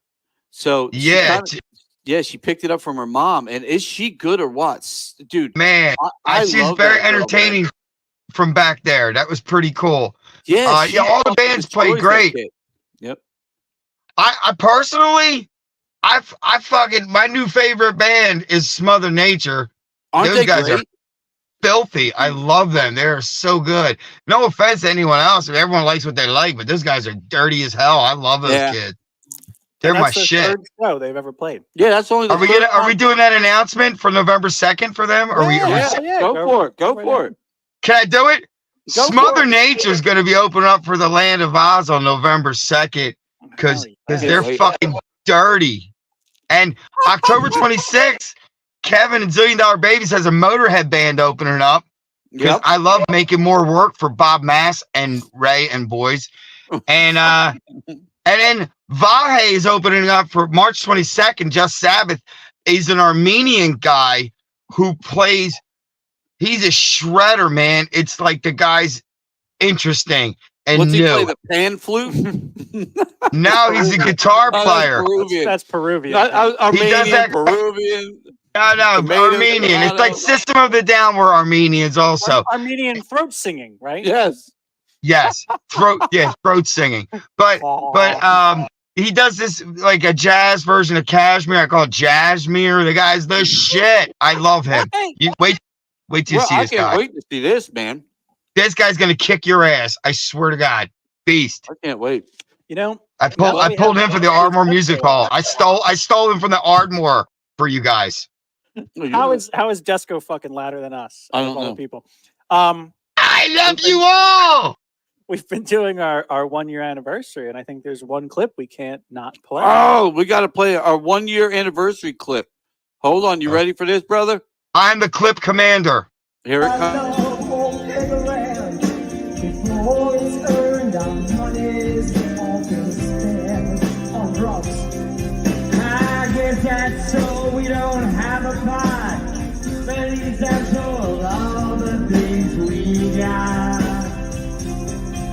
Babe, I got you, babe. I got you, babe. Take it away, Sonny. No, we can't hear any more of that shit. Jesus Christ, man. I love her. She is so. Helene is so funny. Helene, no relation to our tall boy Joe Morrison. Yo, did you see his little granddaughter's picture today? Not to sound like cute, a. man. Oh my God, that kid's cute. So cute. She's a cutie, man. The good thing And I about that told kid- Joe, I said, thanks for having a cute kid, because usually sometimes you have to fucking lie to people.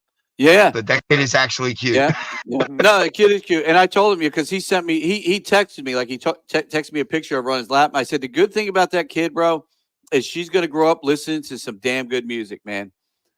Damn right. So, yeah, and that's the problem with a lot of these kids, man. They just have to have, look at the goodbyes. I mean, you had the guys from Heaven's Edge teaching these kids. They're listening to good old rock and roll. They're not listening to this shit out there, and they're actually out there making good music, and that's what's amazing. Hey, can we give away a pair of tickets for Street Survivors on August 31st to somebody? Tonight, right now, nobody's fucking even watching right now. The show's over. Right. Just figure out a contest. I'll figure something out online. Why don't you come out? What is it? When's Unchained here? Friday? Yes. Friday. Why don't you come out Friday and give some tickets away? I have Promote to your check my show. schedule. I love Eugene. Eugene's my boy. I've done at least 2 or 3 shows with Eugene. Just Sabbath played with them. They actually Eugene opened up for Land of Oz at Penn's Peak a couple of years back. Okay. And speaking of video, man, Penn's Peak video went completely out. We had 0 video for our last Penn's Peak show, and that was so much fun. No offense to video, but if you don't have it, you still have to do a fucking show. And thank God we have a real show, because videos are all fine and good, but the band still has to also play. It's not all Chuck E. Cheese, you know what I mean? Yeah, but if your band ain't good, man, it shines real quick when there ain't nothing else around. I can tell you that for a fact. Thankfully, we played Daryl's house the week before, so we were ready. We were all warmed up for having absolutely nothing going on behind us. So it was boot camp right there. So we worked out real well. It was like, the video will be up in 10 minutes. It's like, I'm still waiting. No. That's just Sabotage. When you play with nothing, it's just a glorified fucking bar gig now, man. Now. It was an intimate show in front of Man. 624 sold and 800 in the building. It was fantastic, and it was old school. It was like the Spectrum in the old days. You know, it was nice. I was talking with Wishbone Ash today because I got a hold. You sent that, and we got a hold of him. Bring them. So when Wishbone Ash was here, we blew a circuit and we lost everything. Right. We had to run fucking wires down the hallway into the other building just to plug them back in, and they finished the show with a spotlight. And it was probably one of the better shows. So it's true. If you have the right band that has the talent behind them that can pull it off, problem is a lot of these bands nowadays can't do it, man. They just can't do it. Oh yeah, you got to be able to play instruments for real. If you're relying on backing tracks and laptops, dude, you better be just campfire that shit. If all hell breaks loose, you should be able to do a damn show with nothing. Damn straight. You know? Damn straight. No, it's the absolute truth, man. Fuck it, man. Well, look, it was really great seeing you guys. You too, man. Thank you for the cake. Thank you for the cake earlier last week. Dude, I had the best time, and I accurately was Nostradamus on something we can't talk about on the air, but I totally predicted something pretty impressive, huh? You did. You absolutely did. Yes, that you did. I forgot about that. Yes, you did. Yes, you did. You did. Yes, you did. Well, look, man, we couldn't have had a final show without at least having you on at the end, man. Thank you so much, and hey, good luck to Eugene. If I can't make it out, I got to check my schedule. But send somebody else out. Send somebody else out that could sit in the lobby and give away a couple tickets. I might send. Let me talk that. See if would you take Ed Alice Cooper? No, $1 Million Babies. If he wants to come out and give us some tickets away, yeah, but give tickets away to a couple shows. All right, so you ever seen the movie Orgasmo? If Ozzy can't do it, we're gonna cut, stunt cock, and then pretend Alice Cooper. Ready? Exactly. We're gonna stunt cock that. I suddenly don't feel so good. I love that movie. That was a good movie, man. Dude, that was the best. Cut, stunt cock. Nobody's seen that movie though, man. I love that movie, man. It's the best fucking movie besides basketball. Well, I was just gonna say I worked on basketball, so I worked on that one with them. Yeah, but no Journey psych outs. Your mom goes out with Squeak. Steve Perry. Wake up, Squeak! You're my new best friend, bitch. That was a fun film to work on. But yeah, but Orgasmo was great, man. Those guys do a good job, man. They're very good. I love them. Yeah, they're talented. All right, brother. Well, we got to wrap it up. We are way over time. So look, we love you, man. Thank you for everything, brother. See you soon. See you soon. Love buddy. you. Take care. See you, bud. All right, ladies and gentlemen. Well, that is it. We've gone over a little bit on our 1 year anniversary. Thank you to everyone who watches and has watched. Thank you again to the Edwards twins for coming on. Thank you for Gene or Eugene, however he likes. I like Gene for coming on. There was a back in when I was like 10 years old, there was this like 70s song. And it was a guy called and literally the whole song was like Eugene. That was like the whole song. He's like, my name is Eugene. My name is Eugene. Eugene. I forget the song, but anyway, it came to me. Anyway, that was an ADD moment. Anyway. But look, thank you again to everyone. Thank you again to the Goodbyes. What an amazing band. What a great group of people. Thank you, Stacy, so much. That means a lot, hon. You're one of our favorite people here. You know that. And look, we got a couple really good shows this weekend. We got Completely Unchained coming up, the Van Halen Experience, and also the Edwards twins, their final tour, man. And if you got a chance to come out, please come out and see these guys because you're not going to. I promise you will not regret it. They're amazing. And we got some good stuff coming up next week too. So we will see you next Tuesday at 7 p.m. right here, same bat channel, same bat time. Have a good night, everyone. This myself and Steve from the Absolute Vodka Live at the Landis podcast. Thank you to Absolute Vodka and Michael Kelly Guitars. I'm running for my life. I'm still alive. Still alive.